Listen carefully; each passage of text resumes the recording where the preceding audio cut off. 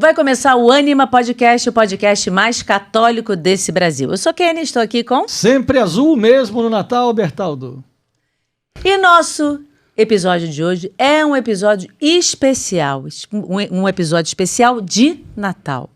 E para nós conversarmos sobre esse assunto, nós trouxemos ele, que vocês já conhecem, Rafael Brito. Bem-vindo, Rafa. Que alegria estar aqui nesse momento, nesse tempo de Natal que é tão importante para a minha vida. Olha só que maravilha. Mas antes da gente entrar propriamente no assunto do Natal, falar para vocês um assunto importantíssimo que é a comunidade Ânima. Você sabe para que serve a comunidade Ânima? Você sabe por que existe? Por que a gente criou a comunidade Ânima? Explica aí, Bertaldo.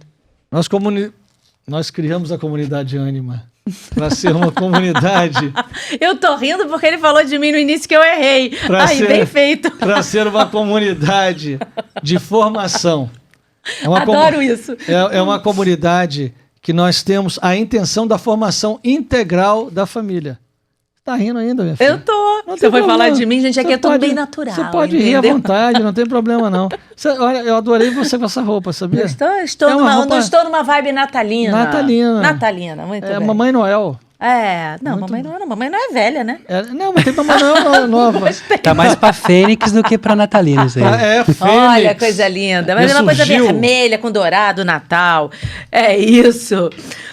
Para quem ainda não teve a grata surpresa de assistir outros episódios nossos e ver as maravilhas que Rafael Brito fala, eu vou apresentar ele. Ele é membro do apostolado de São Rafael e dos Santos Anjos. Mestre em Teologia Dogmática e Fundamental. Mestre em Filosofia e Ética pela Gregoriana de Roma. Gente, não é pouca coisa não, é muita coisa. Doutorando em Teologia e Filosofia. Casado com a Lilian, pai do Daniel e Lucas. E também é professor da comunidade Ânima. Não é isso? É isso aí. Com aulas muito importantes, que depois do casamento dele, é a coisa mais importante que ele fez. É verdade. Aí sim, hein? Ser professor da... sim. Gostei. Eu sou doutor em Santo Anselmo. Eu sou doutor na Gregoriana. Claro, Gregoriana é ótimo, Santo Anselmo e tal. Mas é mais importante... Professor da comunidade Ânima está plantando algo que para o futuro você vai ver como será. Aí. Amém. E principalmente plantando nos corações das pessoas. É isso aí, sim. O que frutifica, porque o que a gente recebe de mensagem das pessoas dizendo, eu me converti a partir da Ânima. Cara, eu recebi uma hoje, é lindo. Que você não faz ideia do que a senhora falou para mim lá. Inclusive do marido, da conversão, de todo mundo. Gente, é muito gratificante. Na comunidade Ânima. Sim. Exatamente. Então, tá vendo só? Por isso que ele falou que era o mais importante. Porque gerar essa mudança de vida no coração das pessoas... É mais importante do que tudo, qualquer né? coisa. Levar as pessoas para Deus? Sim. Caramba, isso é lindo. uma maravilha. Muito então, bom. meu nobre Rafa. Estamos no tempo de Natal. Estamos no tempo de Natal. E assim, eu vou começar logo assim com uma pergunta. Porque a gente vai falar agora do nascimento de Jesus e tudo que envolve, né? A vinda de Jesus para nós. Que, né, Deus feito homem. Mas se os homens não pecassem, se não houvesse pecado no mundo, Jesus teria se feito homem e passado por tudo que ele passou por nós? Essa foi uma pergunta que se foi feita na Idade Média, seja no Ocidente como no Oriente. Mas os padres capadócios e também os padres gregos responderam essa pergunta de uma maneira muito linda, que para que nós possamos compreender por que Cristo se fez homem, nós temos que compreender por que Deus criou o homem. Quando nós olhamos, por exemplo, vamos ao texto em Gênesis capítulo 1, onde o Senhor diz, né, façamos o homem à nossa imagem e semelhança. Aqui tem um conceito teológico muito bonito, muito alto, sobre essa questão da criação em si. Nosso Deus é um Deus de amor. Se podemos resumir todo o Evangelho em 2 palavras, Jesus ele nos ensina que Deus é amor e Deus é Pai. A partir disso, então, Deus quando cria, ele cria não para simplesmente demonstrar a sua glória. Nós mesmos na missa, nós rezamos isso, que os nossos louvores não acrescentam em nada aquilo que Deus é, mas por causa daquilo que nós somos, nós precisamos de louvá-lo. Quer dizer, o Senhor não precisaria de nos criar, porque Ele o fez? Porque Ele é amor. E o amor, Ele é dom total. Portanto, então, a criação em si é um transbordar das pessoas divinas, das 3 pessoas da Santíssima Trindade, portanto, do único Deus, que deseja comunicar esse amor no mundo visível e invisível.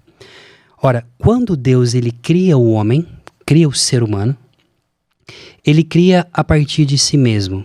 Isso é muito bonito para poder responder a sua pergunta. Então, por exemplo, a teologia nos ensina que quando Deus vai criar, por exemplo, o céu, ele usa a sua palavra da barra. Haja a luz, haja o sol, e ele vai, através da sua palavra, firmando todas as coisas em algo ex nihilo, fora de si mesmo. Mas quando o Senhor vai falar conosco, quando ele vem até nós, ele vai criar o homem, ele não olha para fora, ele olha para dentro. Então ele diz, façamos o homem a nossa imagem e semelhança. E assim o Senhor, ele cria o homem e coloca no homem algo de si, que é o sopro da vida, o seu ruá, a sua vida. E portanto esse sopro de si mesmo, que é considerado não só o sopro de vida biológico, mas aquilo que é chamado de ser vivente. A palavra diz, o homem, a partir daquele sopro, ele veio a ser um ser vivente. Um ser vivente é diferente de um ser vivo. O ser vivo é qualquer bactéria, qualquer bicho, qualquer animal irracional, mas o ser humano, ele é um ser vivente porque dentro dele tem a vida de Deus. A partir disso, quando Deus cria o homem à sua imagem e semelhança, a pergunta que se faz é, que eu faço a vocês, e que nesse momento São Máximo Confessor faria a nós. Quando Deus criou o homem, ele criou o homem, Adão, à imagem e semelhança de Deus? O que nós aprendemos na catequese? Sim. Sim. E sim. São Máximo Confessor diria, está certo até um certo ponto, porque a verdadeira imagem de Deus não é Adão, mas é o Cristo. Nós lembramos disso quando, por exemplo, Filipe chega para Jesus em João, no Evangelho de João, e diz, Senhor, tem uns gregos aí que querem te encontrar, e eles pediram para te ver. E Jesus fala, tudo bem. Aí ele fala assim, olha, a gente quer aproveitar aqui, mostra-nos o Pai. Aí Jesus diz, mas como assim, Filipe? Você está há tanto tempo comigo, quem me vê, vê o Pai. E o apóstolo Paulo, em Colossenses 1,16, vai dizer, ele é a imagem do Deus invisível.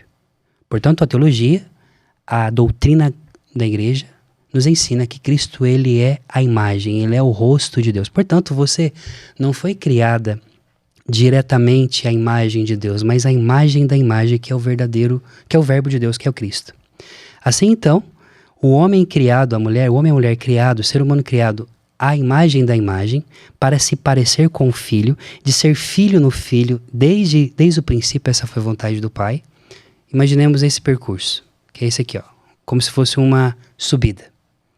O homem aqui, Cristo aqui, o verbo aqui. Então o homem foi criado para Jesus, ele foi criado, o Pai quis que nós pudéssemos ser criados voltados para o Filho. Em um determinado momento, o homem que deve se assemelhar em relacionamento com Deus, cai. Que aí essa queda, no grego chamado harmaten, que é pecado para nós, e se torna uma grande ferida. É nessa queda, porque o homem, porque quebra essa relação, não consegue mais se aproximar, que este pelo qual nós fomos criados como seu arquétipo, como a essência da nossa vida, vem até nós. Então, na essência, podemos dizer que Dom Scoto, que é um grande teólogo, o teólogo da Imaculada Conceição, e tantos outros orientais diriam que sim, o homem ele foi criado à imagem de Deus, à imagem do Cristo.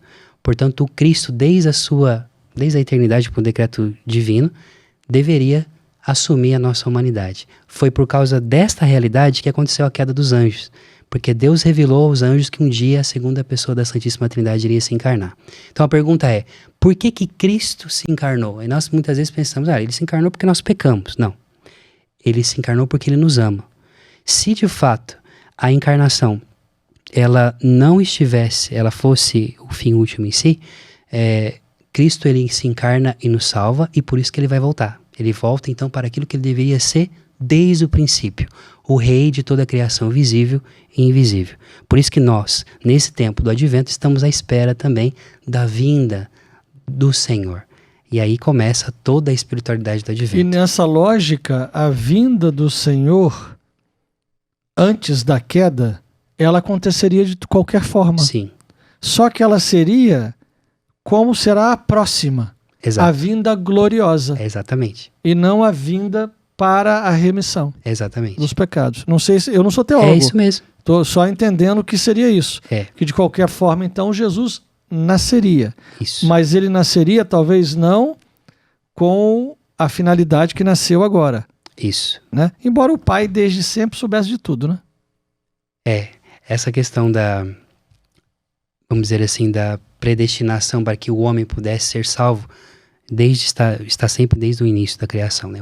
A própria criação em si, de tirar um ser criado e transformá-lo ou elevá-lo a filho de Deus no filho, já é uma salvação em si. Tanto que os padres orientais chamam de primeira criação e segunda criação. Primeira criação, quando Deus nos cria e nos chama ao relacionamento com Ele, que teria na plenitude a encarnação e o relacionamento com o Verbo, mas o homem cai, aí vai ter a segunda criação, pelo qual é a mais nobre, como diz, por exemplo... Então a queda de Satanás é anterior à queda de Adão. Sim, e a causa da queda é justamente por causa da encarnação. Por isso que eu costumo dizer que o grande Miguel é o verdadeiro anjo do Natal. Por causa da queda, os anjos caíram porque eles não aceitaram um Deus que se faria homem no ventre de uma mulher. Miguel se levanta e diz, quem como Deus, e eu vou aceitar e eu vou cuidar. Por isso que o Senhor deu a Miguel a missão tão linda de cuidar das almas, de proteger, de conduzir ao céu, de proteger as almas do purgatório, de estar no momento último da nossa vida e ser o guardião da igreja. Porque ele amou a Deus, amou a vontade de Deus antes da criação do homem e amou o ser humano sem saber o propósito ainda que estava acontecendo. Isso foi, podemos dizer assim, a confiança total de Miguel naquilo que era a vontade de Deus, nosso anjo da guarda também, né? Então tudo está ligado ao mistério da encarnação. E é muito interessante, Bertaldo, porque nós temos o tempo pascal. O tempo pascal, para nós, muitas vezes, a gente acha que o mistério pascal é só na Páscoa, né? Mas o mistério pascal, ele engloba 3 realidades. A encarnação, a encarnação, né, que é o nascimento de nosso Senhor Jesus Cristo, morte, paixão e ressurreição, e também o mistério de Pentecostes, todo o percurso da ação de Deus salvífica de nosso Senhor. Então, sim, a encarnação e a teologia da encarnação é algo que falta muito no meio, não só católico, mas no meio cristão, para a gente poder entender Deus. Por quê? Porque nós temos muitas pessoas que, às vezes, possuem uma espiritualidade, vamos dizer assim, aleluiada, com os pés nas nuvens, não muito enraizada. Porque buscam uma espiritualidade, uma vida fora disso aqui. Por exemplo, você, que é aquilo que São José Maria Escrivá ensinou e aquilo também que Santa Teresa ensinava. Nós nos santificamos, não, por exemplo, nesse podcast que nós estamos fazendo aqui, né, falando com as pessoas, eu dando, de alguma forma, algum ensinamento aqui. Mas quem sou eu em casa, cuidando dos meus filhos, ou lavando a louça, ou me santificando no dia a dia. Aquilo que São José Maria Escrivá fala, né? Que Cristo, ele deu mais a glória a Deus 30 anos em Nazaré do que 3 anos pregando. Porque a encarnação nos coloca com o pé no chão, nos faz ser homens de verdade. O grande problema é quando nós fugimos disso, nós esquecemos que nós fomos criados à imagem da imagem do Filho, sendo seres humanos, para se parecer com o Senhor. Quando nós não conseguíamos mais, ele veio até nós. Quando nós caímos, ele veio nos buscar. O pastor veio, desceu da montanha e veio buscar a ovelha que caiu, que era Adão. Muito bem. Agora, é importante que as pessoas tenham essas dúvidas e perguntam, né? Tem muitas dúvidas que a gente recebe. É a questão, Jesus não nasceu no dia 25 de dezembro. Não. Mas por que foi estabelecida essa data? Porque a data mesmo ninguém sabe. Não é essa é a data mais provável, né? 25 de dezembro não seria a data provável. Alguns dizem que seria ali em torno de março, maio, outros em outubro, enfim, não é importante para nós. Mas quando a igreja assume o 25 de dezembro? Assume ali quando ela, vamos dizer assim, depois do Edito de Constantino e depois quando a igreja se torna oficialmente aí a religião do Império, podemos dizer assim, acontecia o quê? Acontecia as festas já antigas, de uma tradição antiga romana que era chamada de Saturnálias, que eram as festas de solstício de inverno. O que era isso? Era aquelas festas de períodos, né, sazonais, chamado assim, onde se celebravam, por exemplo, a realidade do inverno que estava chegando. E dia 25 de dezembro era uma festa ligada a um deus, o Solis Invictus, que o imperador Adriano havia instituído, a ideia de que existia esse Deus. Isso aqui está ligado um pouco também a uma tradição da Pérsia, que depois entrou pelo zoroatrismo também na realidade romana. E eles celebravam dia 25, então, este Deus, a realidade desse Deus do sol, que de um lado a outro, com a sua carruagem, estava no céu, então celebravam assim. E depois foi mudando-se esta festa um pouco mais adiante para um deus chamado Deus Mitra, que era o deus dos soldados romanos, sempre ligado ao sol, que vencia a noite, que vencia tudo. Quando o cristianismo se torna a religião oficial do império, e nós temos que entender isso a nível de enculturação, e a enculturação que é algo bonito, porque Cristo dá sentido às verdades que a alma humana percebe, não na sua plenitude, mas imperfeitamente, dando plenitude. O que a igreja vai ensinar? O que a mensagem do evangelho ensina? Olha, este Deus que vocês aqui no Império Romano têm como a festa principal no dia 25 de dezembro que nasce, na verdade existe um Deus que nasce de verdade, que é o sol da justiça, a luz que brilha nas trevas. O povo que andava nas trevas viu uma grande luz.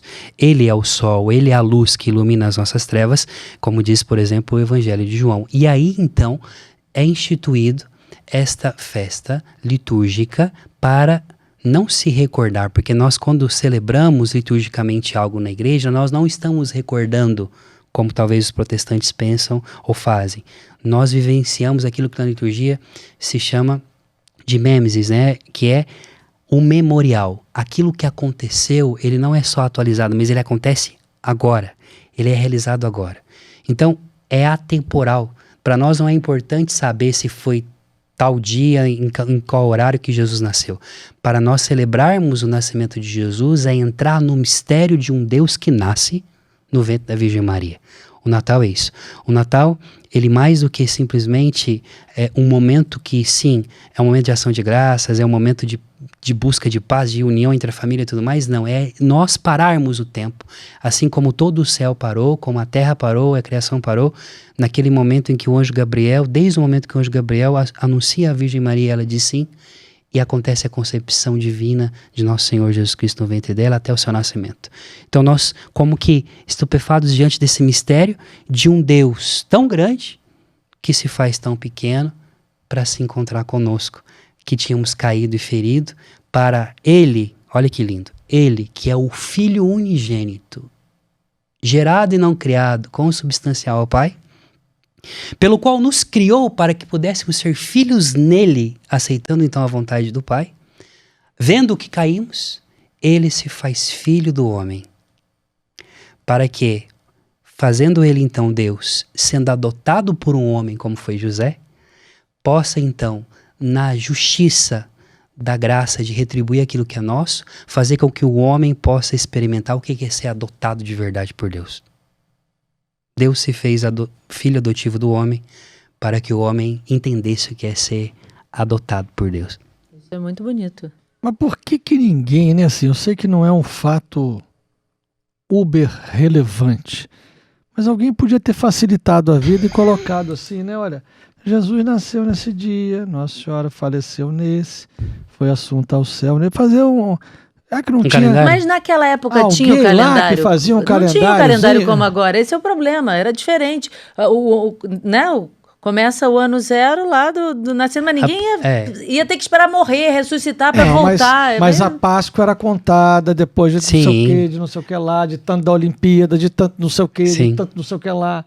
Então, assim, contar os caras já sabia. Já sabia. Então, contar sabia, podia facilitar a nossa vida pra gente saber exatamente o dia que o Cristo nasceu. Mas olha só, a resposta do professor Rafael foi ótima. Não importa qual foi o dia. Não, ok. O dia é o de menos. O negócio é tão grandioso que o dia é exato. Se foi 25 de dezembro, se foi 3 de março, se foi 15 de julho... Mas o 25 de dezembro foi escolhido justamente porque a igreja quis dar uma resposta. E essa resposta foi: o sol pelo qual vocês buscam não é Mitra. É outro, exatamente. O sol que vence as trevas é o Cristo. Cara, isso talvez a igreja quis fazer isso, né? Assim, não... Podia até saber, sei lá, alguém saber ali o dia e tal, mas deixa isso pra lá, vamos colocar ali. Vamos colocar ali, que é ali que interessa. Entendeu? Eu recebi uma pergunta também. É bom que a gente vai matando as tem uma coisa legal aqui que é a seguinte. Quantos dias leva o Natal? O Natal... É celebrado em quantos dias? Em 8 dias é a 8ª de Natal, não é? Então você tem aqui... o Natal começa para nós na vigília de Natal, né? 24. E durante 8 dias nós celebramos, nós podemos dar Feliz Natal ainda. Mas até a Epifania, no dia 6 de janeiro normalmente, é tempo de Natal ainda. E depois disso volta depois o tempo comum. Mas de qualquer jeito a 8ª é o tempo, como por exemplo, é Natal, com a 8ª de Páscoa. Segunda-feira da 8ª do Natal. Isso. Terça-feira da 8ª do Natal. Isso, é Natal ainda. Celebrando Natal. Sim, porque é uma data muito importante, né? Que não podia ser celebrada num dia só, né? Ela vai repercutindo ali, não é isso? Isso não quer dizer que você não vá à missa no dia de Natal. Eu ia perguntar isso, olha só. Ok? Nós temos a missa do dia 24. Que é a vigília. Que em alguns poucos locais ainda se faz... À meia-noite. À meia-noite. Sim. Mas devido à segurança e tal coisa, o pessoal antecipou. Eu adorava isso. Exatamente. Então tem a missa do 24 e tem a missa do 25. Sim. Mas é importante explicar para as pessoas que não é a mesma coisa. Não. Nem a mesma missa. Pois é, explica isso, por favor. Porque as pessoas ficam na dúvida. Eu tenho que ir na missa do 24 ou na missa do 25? A missa do dia 24, ela é a missa, podemos dizer assim, solene da vigília, porque Cristo nasce à noite. Então você tem toda... como podemos dizer assim, não só também a liturgia em si, o peso dela, mas também a atmosfera do momento da noite. Cristo nasceu à noite. Para quem mora, por exemplo, num lugar frio, aqui no Brasil nós não temos isso. A noite fria do Natal, que toda essa expectativa de você estar na vigília junto com a Virgem Maria naquela noite em São José, aonde o mundo inteiro está correndo, está andando, tem gente dormindo, a vida continua. E o maior milagre da história da humanidade é algo talvez até maior do que a própria criação inteira em si está acontecendo dentro de uma sala, de uma gruta, podemos dizer assim, em silêncio de uma criança que chora, e quem não tem esse mistério e não entende, vai entender como se fosse um choro de qualquer outra criança, mas aquele choro mudou a história da humanidade, da vida. Então, portanto, a missa da vigília, ela é muito importante, como é importante também a missa do domingo. Às vezes a pessoa não consegue ir na missa da vigília. Não, quando é domingo, né? Porque pode... no 25, dia 25, desculpa. E aí você vai a celebrar também a missa do domingo, do dia 25. Porque é solenidade, é Nosso Senhor que nasceu. Então, quem vai na missa da vigília, seria bom que também fosse na missa do dia 25. Gente, não fica economizando com Deus, né? Pelo amor, Vou né? economizar com Deus. Se eu for no 24, aí fica fazendo conta. Eu fui no 24, 25. Porque qual é a missa de preceito? Aí fica, ou seja, qual é a missa obrigatória? Preceito significa obrigatória. Qual é a missa obrigatória? Eu acho que é 25 que é obrigatório? Eu nem sei, porque eu vou nas duas, então 25. eu não sei. O 25. É o 25. Mas é o que eu tô dizendo, não vamos ser medíocres, mas mesquinhos com Deus e falar assim, eu não vou na 24, porque só é obrigatória a de 25. Sim. Aproveita, não é isso? Exato. Aproveita a liturgia, aproveita esse momento tão especial que é oferecido para todos nós, para vivenciarmos isso e vivenciarmos o Natal de uma forma mais profunda. Exato. E a Virgem Maria, ela, de uma forma com muito amor e solene, ela entrega ao mundo Jesus. Sim. Veja que coisa interessante, né? Porque, fazendo uma analogia com o terço, fazendo uma analogia com a preparação da manjedoura do coração, de como a gente prepara o nosso coração, essa manjedoura, que a partir da Virgem Maria, colocará Jesus nela. E a melhor forma de você preparar a manjedoura, além de você se confessar, né? Vamos imaginar que minimamente aquela manjedoura foi arrumada, né? Tá limpa. Tá limpa no sentido que do tem pecado. um feno novo ali, uma coisa, né? Porque já que é uma manjedoura, devia ter alguma coisa ali.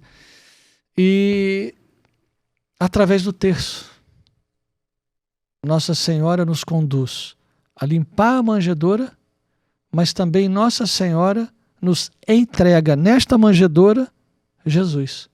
seja, ela arruma a manjedoura do nosso coração e ao mesmo tempo ela coloca o seu filho deitado dentro daquele coração.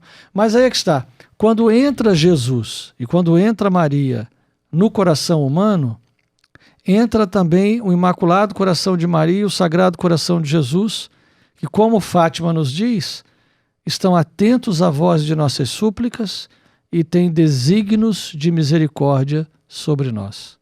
Então, veja que coisa interessante, junto do mistério de Fátima também, da teologia de Fátima, a respeito da oração do terço para preparar o seu coração, para preparar essa manjedoura, aonde Maria estará ali, naquele local, naquele coração, e colocando o menino Jesus dentro dessa manjedoura. Ou seja, o Cristo nos vem através do terço, nessa visão de Fátima, dentro do coração humano, confessado, que comungou e que o recebeu. Entendeu, não? Sim. E o mistério, ainda entrando no mistério do terço, poucas pessoas sabem, mas a composição da Ave Maria, ela é composta em duas realidades. A saudação do anjo, pelo qual Ave Maria é cheia de graça, o Senhor é convosco, né? E é o anjo falando e nós respondendo. Então, aquilo que o tempo inteiro, essa realidade do céu que se junta com a terra, a realidade do céu que se une ao ser humano para lembrar ele dos mistérios. A beleza da Igreja Católica e a beleza dos nossos ensinamentos, e quando nós falamos da realidade da comunhão dos santos, é isso. Cada Ave Maria que você reza, um Pai Nosso, ou qualquer oração que você faz, você nunca faz sozinho, mesmo se você estiver sozinho. Porque a partir que você realiza um único suspiro diante de Deus, esse suspiro ele tem de alguma forma um eco em toda a realidade da igreja. Daqueles que estão nessa igreja militante, das que estão na igreja padecente, também no paraíso. Porque nós somos unidos a essa criança que nasce. É Deus que desce do céu. Mas ele desce dos céus e por mais que o apóstolo Paulo nos diga que ele não olhou para a sua igualdade com Deus esvaziando-se a si mesmo. Porque o amor, ele é esvaziamento, o amor é dar algo de si ao outro, né? Isso é a questão mais profunda daquilo que na teologia trinitária nós chamamos de pericorese, que Deus que ele não vive um do lado do outro, mas um dentro do outro. A realidade de poder carregar o outro dentro de si. Por que você e a Kênia são uma só carne? Não porque a carne de vocês se tornou uma só, não, é porque você, aonde você estiver, a Kênia está dentro de você, e aonde a Kênia estiver, você está dentro dela. Esse é o amor verdadeiro. Ora, por que Cristo se faz homem?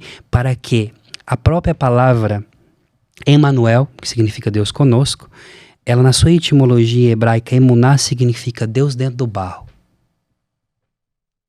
É Deus dentro de nós. E essa realidade de adintra, dentro, de intimidade, de viver dentro do outro, é Deus descendo de si mesmo, é Deus saindo de si para estar dentro daquele que deveria ser cheio dele. Portanto, não podendo ser cheio dele porque rompeu, Deus então o pega e coloca dentro de si. Assumindo essa natureza, continuando sendo Deus, verdadeiro homem. E o mistério do Natal é tão profundo, é algo tão grande, tão grande, tão grande, que nós olhamos para o Natal, o que nos lembra? Criança, pureza, delicadeza, amor, né? É um tempo diferente da Páscoa, da Quaresma, por exemplo, da Páscoa, né? O tempo quaresmal, que depois culmina na Semana Santa, que é a morte, a força contra o mal, enfim. No tempo de Natal, se reza, sobretudo na igreja, na espera, na expectativa, como também a realidade de uma mulher que espera um bebê que vai nascer. Toda a preparação, a espera desse bebê que vai vir, tudo mais, na pequenez. Você tem razão, porque tem uma delicadeza toda no nascimento, nas noites felizes, que é cantado na igreja, até as músicas. É tudo muito delicado, né? Já a Páscoa, passagem, luta, guerra, venceu a morte, que é de fato o que ele veio fazer. Mas antes dele de realizar tudo isso, ele realiza na pequenez da noite de Natal e também nos 9 meses dentro do ventre da Virgem.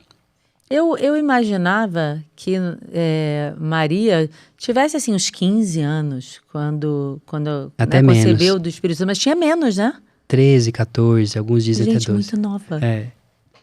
Era muito nova. pra época, né? Era normal, assim, podemos dizer assim, é o tempo que... Mas o mais lindo da Virgem Maria, eu vejo, voltando ainda a essa realidade da luz, né? Porque é luz, né? O Natal é luz, a gente coloca a pendura, as luzes, nós estamos falando ainda dessa realidade do sol.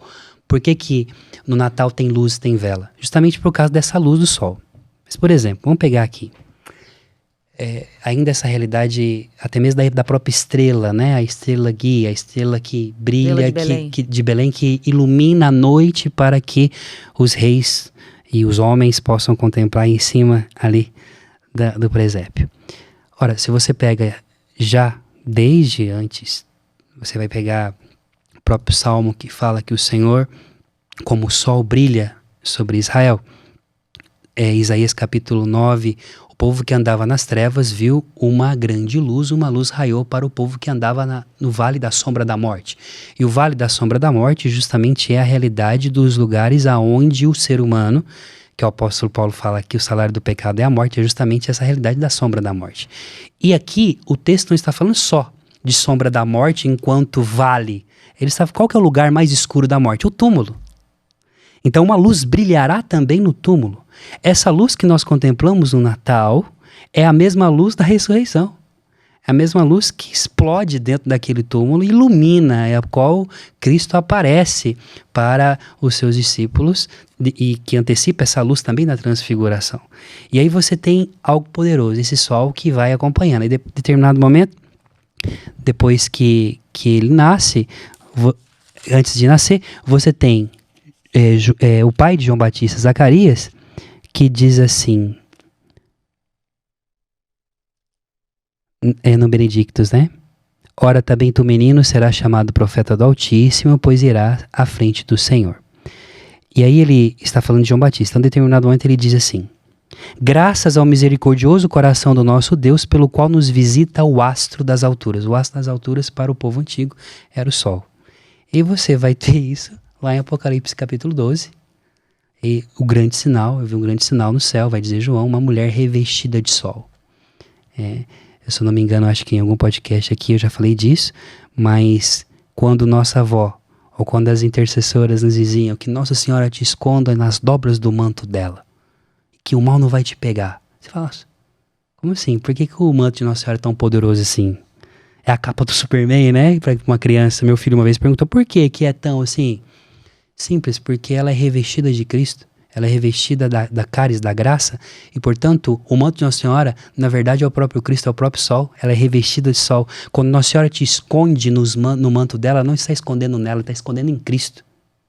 Então, portanto, Paulo diz, revesti-vos de Cristo nosso Senhor, revesti-vos de luz, vocês são feitos de luz e a luz brilha nas trevas. Então, portanto, a luz do Natal é para nos lembrar que o cristão é luz no mundo, que o cristão ele não carrega uma luz própria, mas ele é revestido de uma luz que desceu do alto para o envolver nas suas trevas, para que aonde ele for ele leve como um candeeiro, como uma lanterna em meio à escuridão, para que as pessoas possam ver de fato, não assim, não o Rafael, não a Kênia, não o Bertaldo, não a comunidade Ânima, não o Ânima, mas o Cristo que daqui faz o clarão acontecer. Tudo bem, e aí? Olha só, Vamos lá. Natal é tanta coisa para perguntar, é tanta coisa para saber. Outra coisa de Natal também para perguntar. Eu tenho uma pergunta que... posso fazer primeiro? Pode fazer a sua as pessoas, a gente recebeu essa pergunta aqui no direct. Se era pecado enfeitar a casa com as coisas assim, com os enfeites para o Natal. Bom, Natal. A árvore que está atrás de você já responde, né? Mas, Sim. Enfim, responda, porque depois a gente vai dizer de onde surgiram Sim. esses enfeites, por que surgiram, como é que é. Bom, Jesus é muito claro desde o início, quando foi instituída a solenidade da festividade, né, da celebração do Natal, que o grande paradoxo é que o rei, que o Deus Todo-Poderoso deixa o seu palácio, a sua casa, as suas moradas eternas, e encontra a sua extensão no ventre de uma virgem. Mas a plenitude dessa concepção está justamente no fato de que ele deverá nascer. E o Natal, ele tem um paradoxo. O Deus que não encontrou casa e lugar para nascer, eu até me emociono porque isso vem ao encontro também até da minha própria história, né? Que não teve um lugar para nascer, hoje encontra em tantos lares o lugar para poder nascer. Então, por que preparamos? Porque nós não queremos ser como Belém. Nós não queremos ser como aquele povo que fechou as portas. Nós queremos preparar para que ele nasça. Não tem lugar. Né? Tem lugar na minha casa. Nós queremos que o Senhor possa, que essa criança possa encontrar no centro da nossa casa, aonde muitas vezes durante o ano nós fomos cavalo, burro, vaca, né? Os bichinhos do presépio. Total, né? Total. Todos os bichos, todos os animais. As bestas, né? Isso, as bestas todas. E que com o seu calor, na noite fria, mais fria, pode aquecer o Deus Todo-Poderoso que agora ali, envolto em faixas, chora, sente fome, quer ser abraçado. E aí me vem uma antiga homilia de São Gregório Magno, um padre da igreja, doutor da igreja. São Gregório Magno dizia assim: na noite de Natal, não olheis para a mulher que dá a luz, porque na ordem natural, o que a gente vai? A Kênia deu a luz ao Rafael, aos seus filhos, né? A mãe deu a luz. E ela disse sim, e por causa desse sim, essa criança nasceu. Até um certo ponto, vai dizer São Gregório. Porque a ordem aqui mudou. A ordem natural mudou. Não é a mãe que decidiu do filho nascer, mas o filho que decidiu que a mãe nascesse para que ele dela então fosse concebido, para que então ela pudesse dele gerar e então ele mesmo nascer. É a criança que decide seu nascimento, não o pai que decide.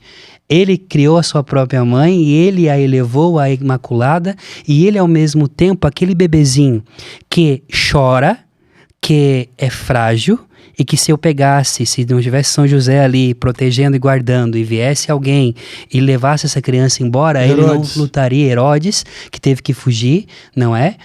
Aquela criança indefesa, aquela criança frágil, que não abre a boca, que só chora e que resmunga, ou que sorri de alguma forma, sustenta o universo inteiro com a sua voz e com o seu choro, com o seu gemido. E é terrível o seu poder. Esse é um mistério. Natal é isso aqui. É olhar para a fragilidade humana de um Deus poderoso. Aquele bebê, ele não poderia responder aos anseios falando para os pastores que estavam nas montanhas sofrendo a opressão do governo e do déspota que era Herodes, que não deixavam eles em paz com os impostos que tinha. Ele não pôde responder verbalmente para aqueles que vieram de longe, os reis, e que entregaram os seus presentes, mas bastou somente olhar para aquela criança para mudar a vida inteira, porque uma criança quando chega no mundo, como dizia uma filósofa que eu gosto muito, Hannah Arendt, uma criança quando chega no mundo, ela traz ao mundo um mundo novo, ela é capaz de trazer um mundo melhor. Por isso que é tão importante cuidar das crianças já desde a concepção. Por isso nós somos a favor da vida. Porque Cristo foi concebido e a vida foi dada na concepção e, portanto, esta vida mudou o mundo inteiro. Então esta é a beleza do Natal. Você vê essa fragilidade, a pequenez, o amor que une a família como uma criança. Uma criança quando nasce, ela acaba com as discórdias que você tem, você fica, meu Deus, que coisa mais linda, você quer cuidar. E de fato, nós queremos cuidar desse nenê, mas cuidando dele, é ele que cuida de nós. Esse é o mistério do Natal. Com tanta fragilidade, porque um bebê ele não pode nada por si próprio, né? Em tantos locais hoje se tenta tirar do Natal esse bebê. Uhum. Mas estão tentando fazer muitas vezes, a gente vai voltar ainda para o Natal e muitas coisas, mas muitas vezes tentam tirar do Natal o Cristo. Há muitos. Aí você só Sim. vê Papai Noel, você vai... Eu não conheço nenhum shopping no Rio, não conheço mesmo. Eu também não conheço, só conheço os, né, da Zona Sul, os daqui, da Zona Oeste, mas os outros shoppings, tem a Zona presépio. Norte, eu não sei. Eu não conheço nenhum shopping que tenha o presépio. Tem o Papai Noel. Papai Sim. Noel tem todos. Mas Papai não tem? Noel recebendo as crianças, tira foto, aí tem aquele bando de brinquedos, aquelas árvores lindas, tudo, aí carrinho pra criança andar, não sei o quê. Mas Jesus eu não vejo. Mas a figura do Papai Noel que nós temos não é a figura verdadeira do Santa Claus ou de São Nicolau, né? Porque o Papai Noel, na verdade, é algo fabricado pelos americanos, pela Coca-Cola e por toda a realidade capitalista.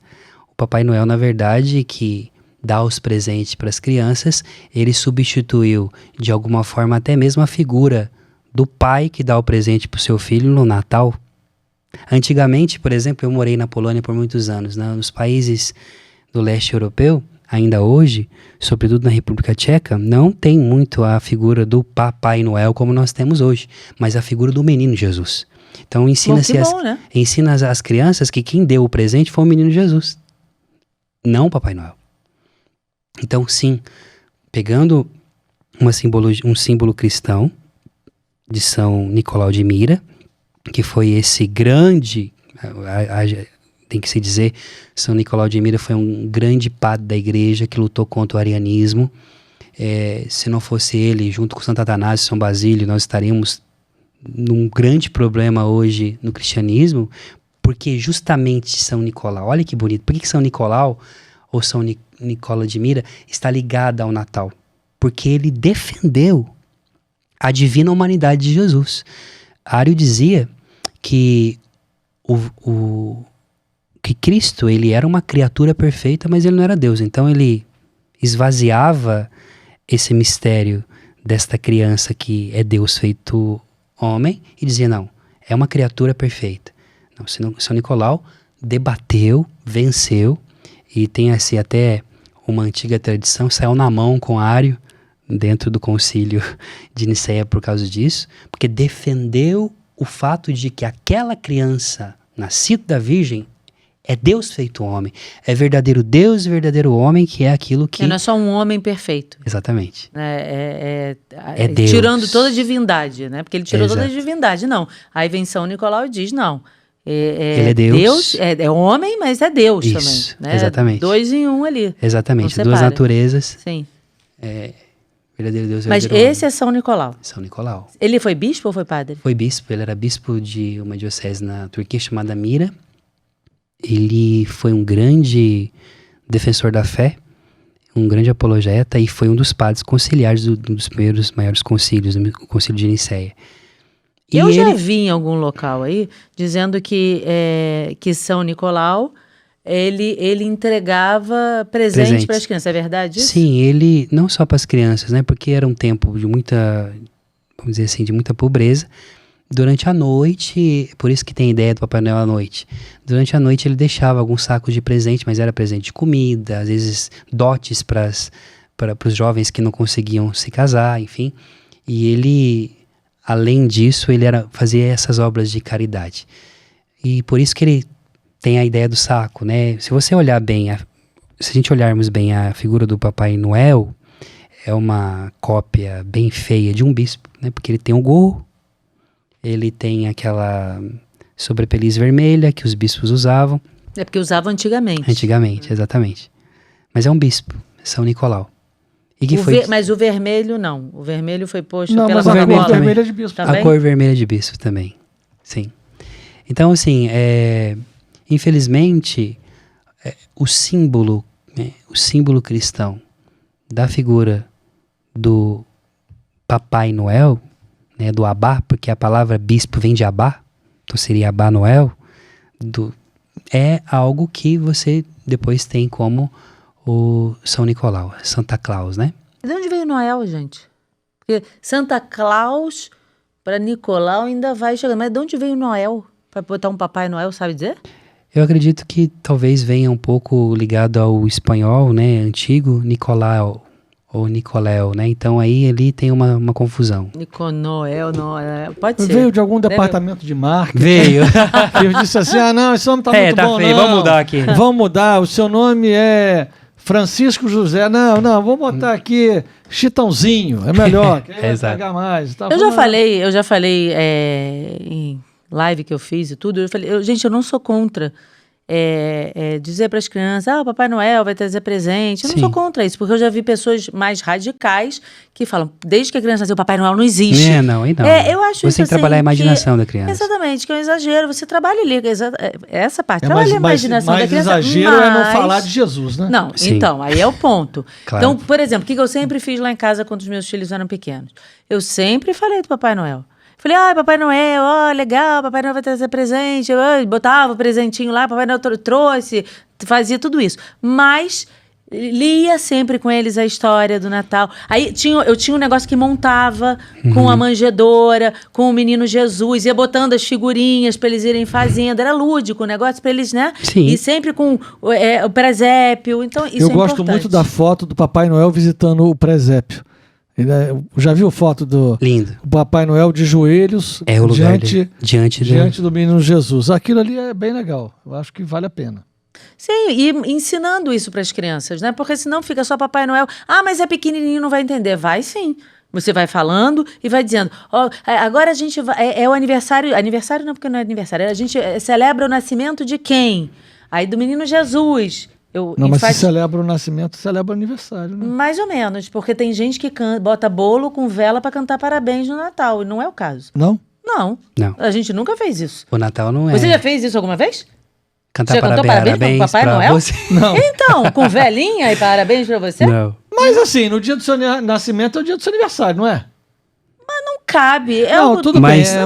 Mas para nós cristãos não é um aniversário. Exatamente. É algo muito maior. É o evento. É o evento. É o evento.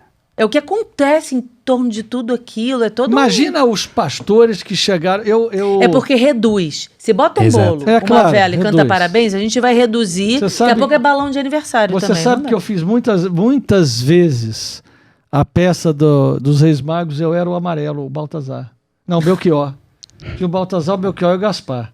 Tinha cor? Que um era de uma cor, outra cor? Porque assim, eu mais moreno, mas não negro, né? Então eu ficava de amarelo ali, eu ficava de Belchior, né? Era pra destacar. Tinha um outro, se bem que o coitado, o que era Gaspar também era mais branco do que eu. Gaspar, então, Baltazar e Belchior. Belchior e Gaspar, né? E aí a gente contava a história dos Reis Magos e tal, aquela coisa toda. Hoje em dia nem tem mais isso. Nossa, eu fiz isso várias vezes. Então. Maravilhoso. Vários anos. Porque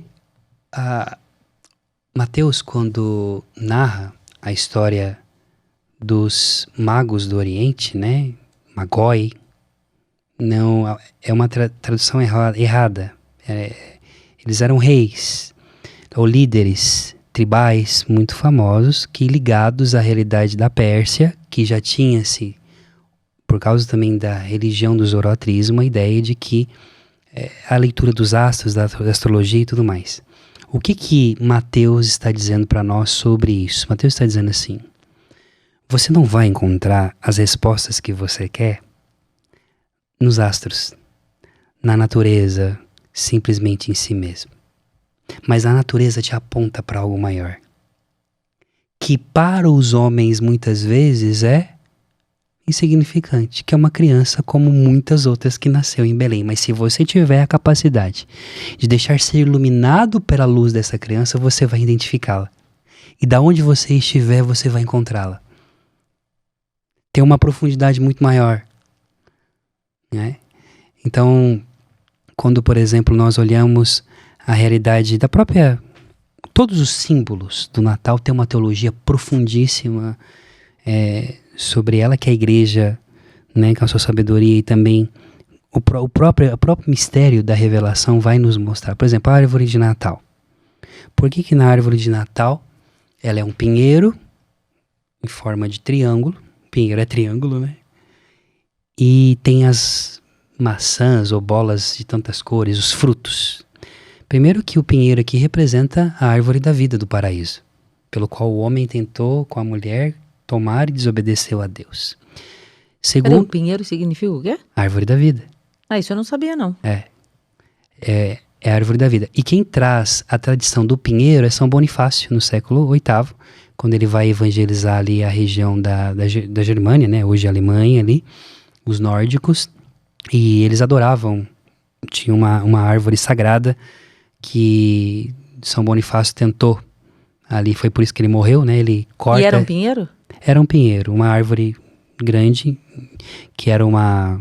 Que eles adoravam Eles essa adoravam, árvore, não é? eles faziam Como ali... se a árvore fosse o E próprio ele chegou Deus. lá e meteu um machado. Ele o machado e foi morto por isso. Ele era colérico, hein?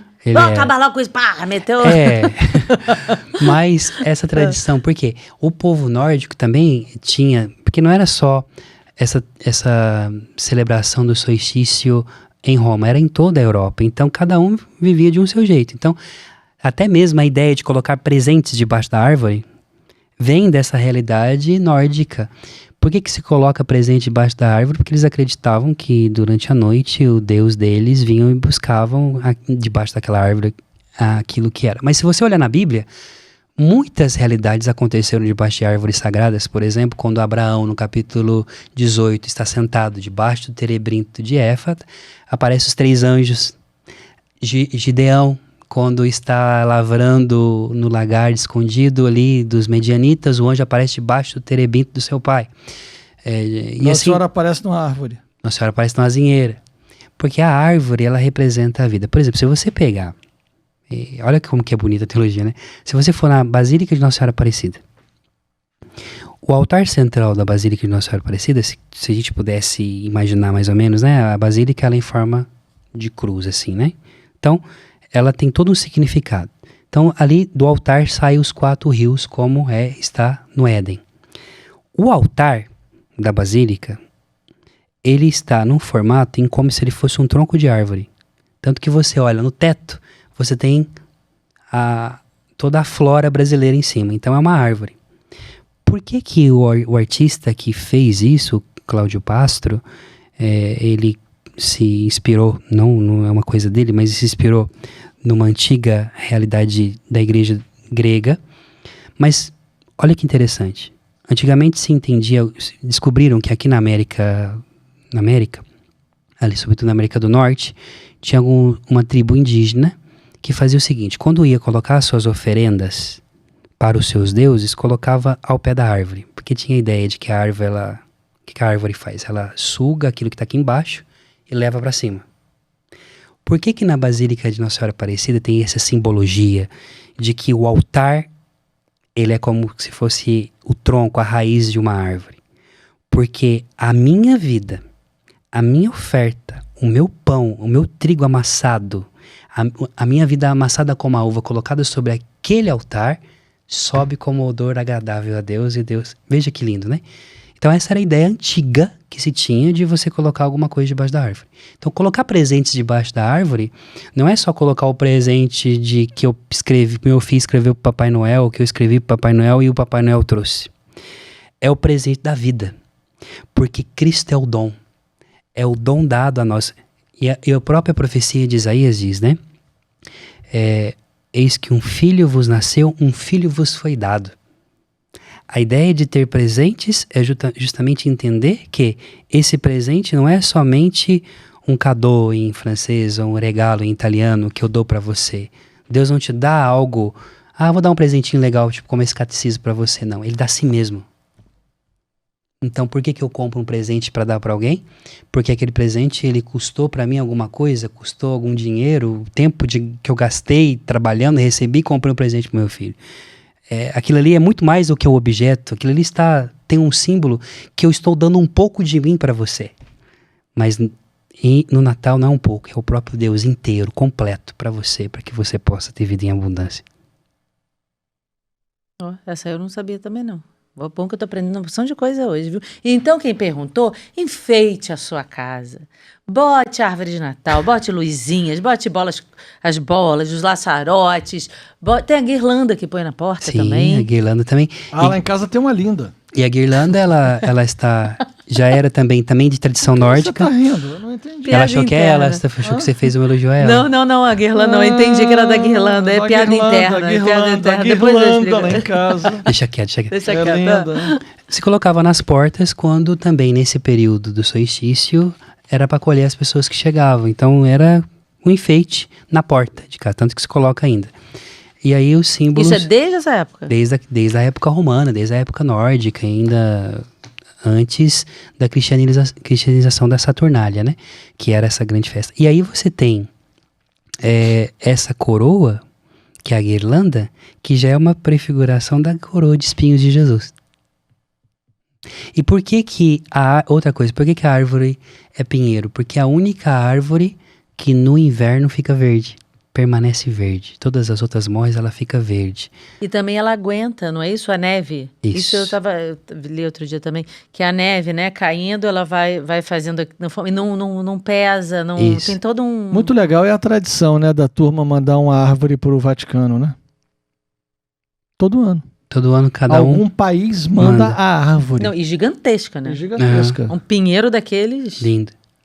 Enormes. Não, enorme. É porque... E aí tem essa questão da esperança. Voltando à árvore da vida, tem os frutos da árvore, né? E depois tem toda... Antes botavam maçãs. Penduravam maçãs, porque pinheiro não dá maçã. Frutos, porque assim as pessoas, os pobres também iam lá, pegavam, comiam, né? Mas é justamente essa realidade de que a árvore da vida foi plantada de novo na nossa casa. Essa árvore é o Cristo. Ele é a árvore da vida. E já é uma prefiguração da árvore em si, que é a cruz, né? A mesma mão, dizia Santo Irineu de Leão, a mesma mão que, estendendo-se para pegar o fruto, se perdeu, agora pode estender as mãos na cruz e pegar o fruto do coração de Jesus. Se você pegar os ícones antigos da crucificação, onde tem o Sagrado Coração de Jesus em forma de um fruto. É o fruto pelo qual eu toco, pelo qual tem a vida. Então, de novo, é o símbolo... O Natal, ele é cristocêntrico o tempo inteiro. Ele aponta para Cristo o tempo inteiro. É isso, a gente vê a estrela na ponta da árvore, porque daqui tá... Não, acho que não pega, a imagem não está pegando atrás de você, mas tem a estrela lá em cima na ponta, que a gente coloca, né? Sempre tem a estrela, porque é a estrela que guiou. A estrela que guiou, mas também a estrela que ilumina a noite, né? O sol é uma estrela, né? E é o sol de novo, mais uma vez, iluminando as nossas trevas. Por isso que tem luz nas casas, as pessoas... a gente gosta de colocar as luzes, seja na árvore, mas seja também em todo lugar, né? Porque é isso, é a luz nas trevas, é o Senhor. Os sinos também são muito presentes, os sinos, os anjos. Sim.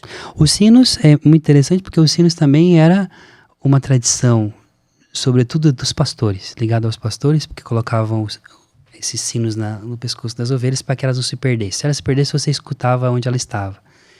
E justamente também os sinos remete também ao chamado de você poder ir até o lugar onde está deitado o menino. Algo muito bonito sobre a manjedoura. Primeira pergunta, né? Nós podemos fazer: por que Cristo nasceu em Belém e não em Jerusalém? Porque a palavra Belém, Bethlehem, significa casa do pão. Nós temos essa realidade lá em Ruth, no livro de Ruth. Para quem nunca leu o livro de Ruth, é muito importante, até mesmo na comunidade de Ânima vai ter uma aula sobre Ruth que ele vai dar. E Ruth, ela é uma ancestral do rei Davi, na verdade bisavó do rei Davi, portanto, então, vamos dizer assim, antepassada de Jesus. Ruth, ela era nora de Noemi, que foi casado com um homem que morava em Belém. Belém era a casa do pão, porque era um lugar onde tinha muito trigo, fazia-se muito pão. E eles fogem e vão morar em Moabe. E tem toda a história bonita que acontece aqui em relação a isso. Bethlehem, casa do pão. Ora, ele é a casa do pão. Ele nasce na casa do pão. Ele nasce na padaria. E ele é colocado no lugar aonde os animais comem, que é a manjedoura, onde os animais comiam. Ora, essa criança envolta em faixas, em um prato que as bestas comem, que somos nós, é o pão vivo que desceu do céu. Ele vai dizer isso em João. Eu sou o pão vivo que desceu do céu, não é como o pão que os vossos pais comeram lá no deserto, né, e morreram o maná, não. Eu sou o pão vivo. Então em Belém, aquela criança está se dando já nasce já sendo alimento. Eu sou o alimento de vocês. Então quando nós chegamos e vemos um menino envolto em faixas, ali é para dizer assim, é o prato, é o pão vivo que desceu do céu. E nós o vemos na patena, em todos os domingos, em todas as santas missas. Aquela patena é a manjedoura pelo qual ele nos alimenta o tempo inteiro. Interessante, né? Você vê que está tudo interligado, não é por acaso, não é assim uma coincidência, não é... Esses símbolos não estão ali à toa, né?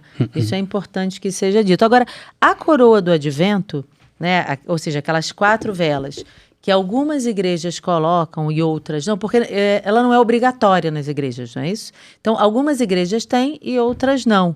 Mas eu acho que tem um significado importante. Algumas igrejas botam 3 velas rosas e uma roxa. Outras botam, colorido, botam uma vela verde, uma branca, verde, uma rosa e roxa, não é isso? É o que é o tempo da espera, né? A própria palavra advento essa espera que é ligada justamente a esta vinda de Jesus. Que é o tempo que a gente está vivendo. É o tempo que nós estamos vivendo. E por que a vinda de Jesus se celebra agora, no Natal? Porque, segundo São Bernardo de Claraval, doutor da igreja, existem 3 vindas de Jesus, podemos dizer assim. Ou a via intermediária. Primeira vinda, ele veio, né, se encarnou, viveu nessa realidade encarnando-se para nos salvar.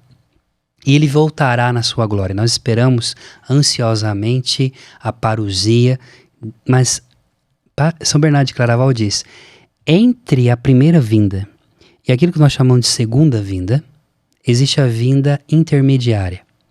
A vinda intermediária acontece como? Através dos sacramentos. Ele vem em todas as missas, ele continua vindo. Aqui, ele vem frágil, humilde, como servo. Quando ele vier na sua parousia, ele virá em sua glória para julgar os vivos e os mortos, e como diz lá em casa, o bicho vai pegar, né? Mas na vinda intermediária é uma vinda espiritual pelo qual ele nos alimenta de si mesmo para que nós, vivendo nesta vida, continuando caminhando nesse vale de lágrimas, nos preparemos para a vinda gloriosa dele. Né?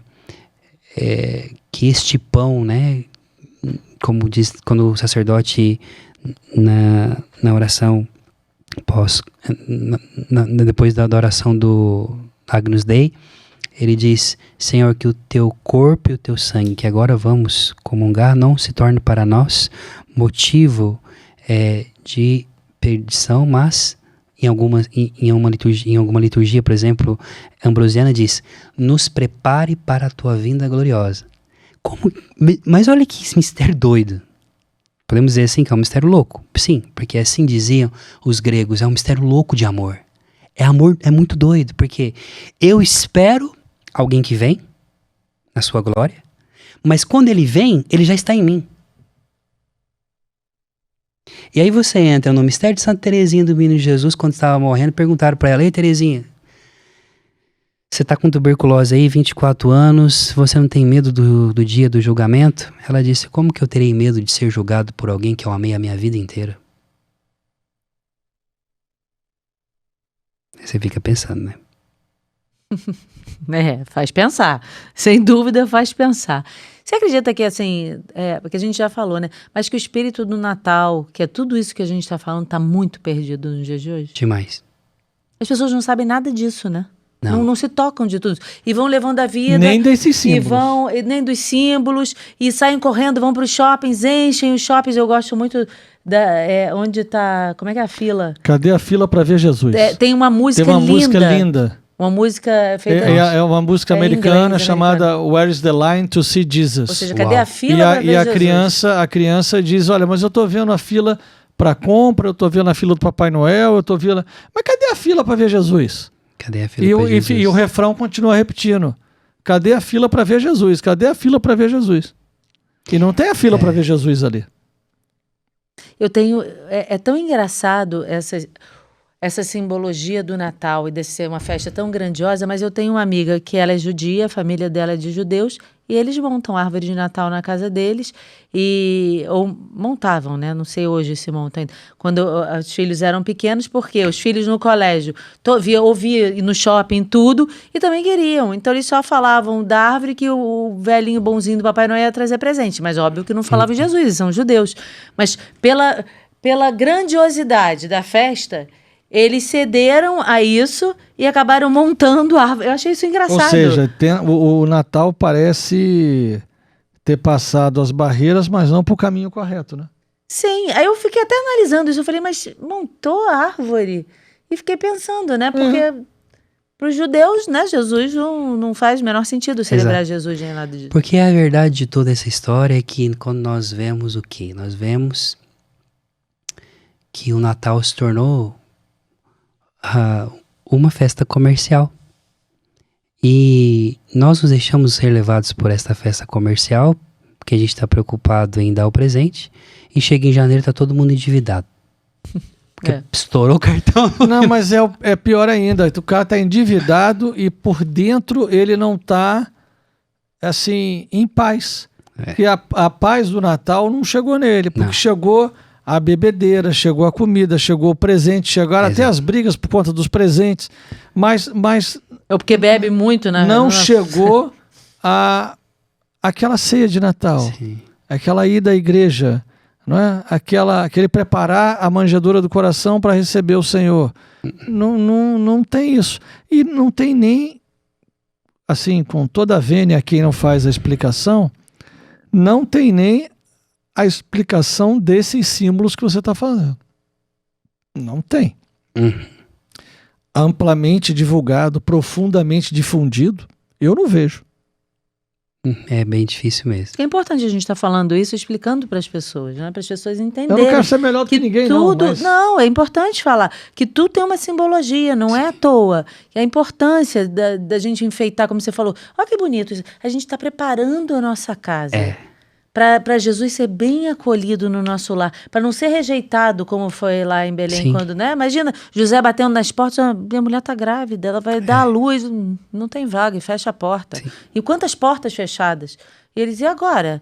Mas eu outro dia estava pensando nisso, eu fiquei imaginando, imagina a aflição, por quê? Por mais que José, né, um homem bom, acreditando na providência divina e tudo, Maria, com toda, né, concebida sem pecado, mas tinha um lado humano que falava, e agora? Onde é que essa criança vai nascer? Essa aflição não saiu deles. Tinha essa aflição. E onde essa criança vai nascer?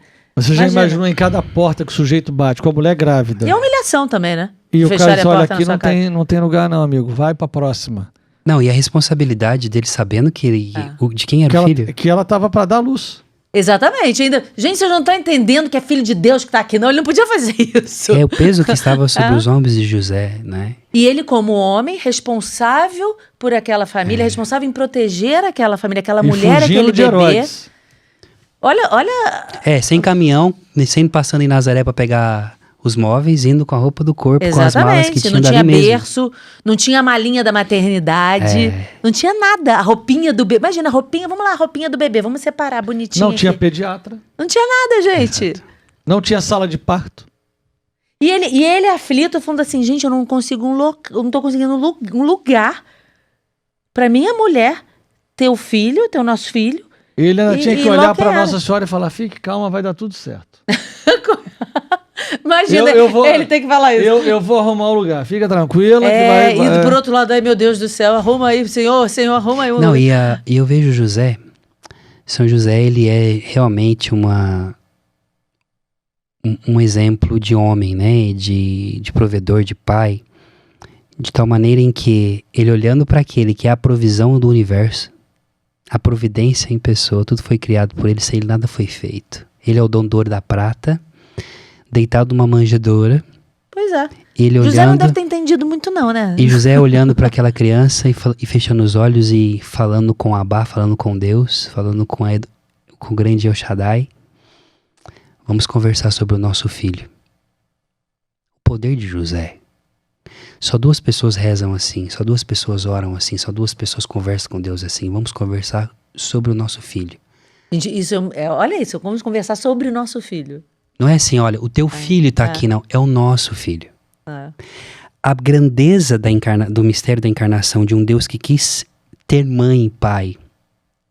Ter mãe, né? Verdadeiro Deus, verdadeiro homem, e ela é mãe de Deus. E ser adotado por um homem, é ele que chamava a Deus, Abá, o Pai, que nos ensina a oração, né, Pai Nosso. A primeira palavra que ele pronunciou, Abá, que saiu da boca daquela criança, foi para José. E quem invocou pela primeira vez o nome de Jesus não foi outra pessoa que José, porque Mateus diz assim, a um determinado momento Mateus diz assim, ó, depois que o anjo apareceu, só para que vocês... Tem gente que fala assim, ó, José nunca pronunciou uma palavra. Não é verdade, José pronunciou uma palavra. A palavra diz assim, ó, Mateus capítulo 1, diz assim,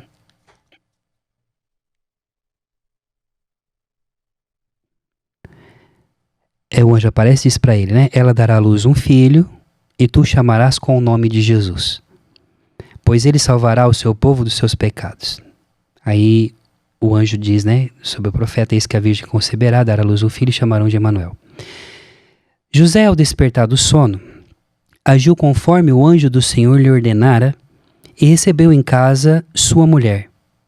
E não a conheceu até o dia que ela deu à luz um filho e ele o chamou com o nome de Jesus. Qual é a palavra de José? Jesus, Yeshua. A única palavra que José falou em todo o evangelho. O primeiro a invocar o nome de Jesus foi São José. Registra o nome do meu filho. Yeshua Bar Yosef. Jesus, filho de José, o carpinteiro. Aqui, ó, tá registrado.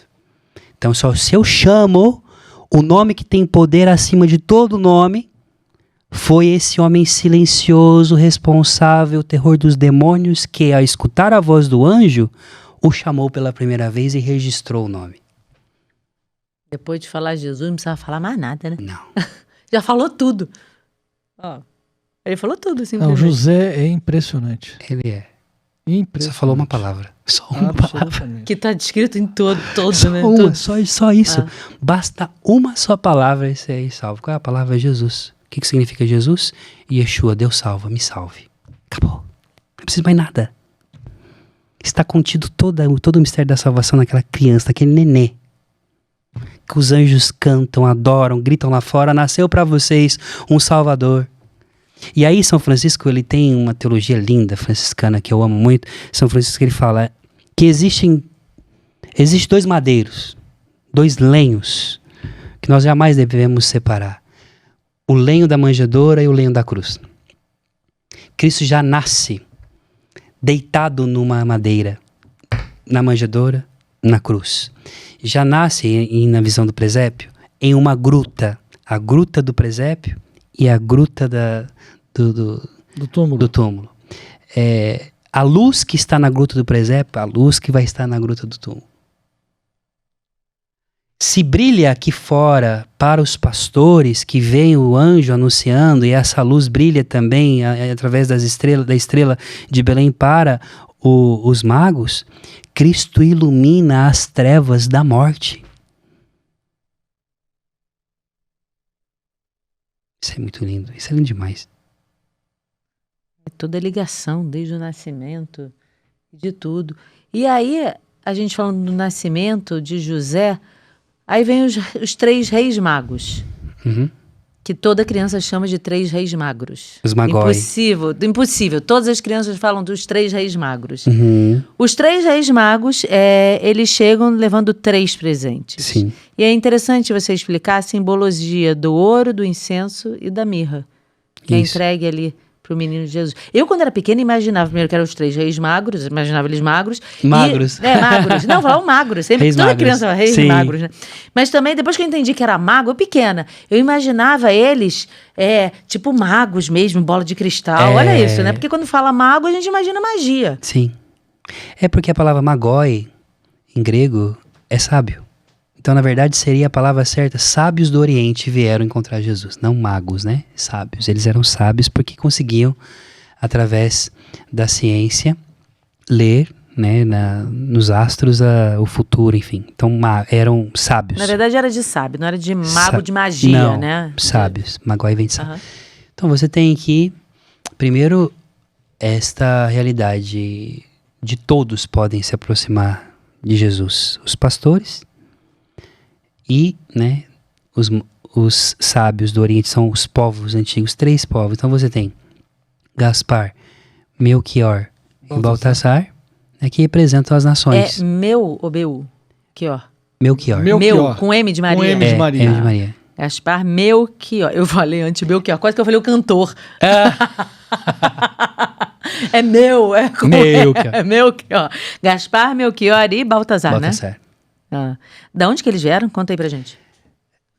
Veio do Oriente, né? Aqui, biblicamente, a exegese entende como, quando Mateus ele pensa nesses 3 personagens, está pensando na Pérsia, que é justamente esse país ligado à sabedoria, que conseguia ler não somente os astros, mas também tinha a sabedoria da ciência, né?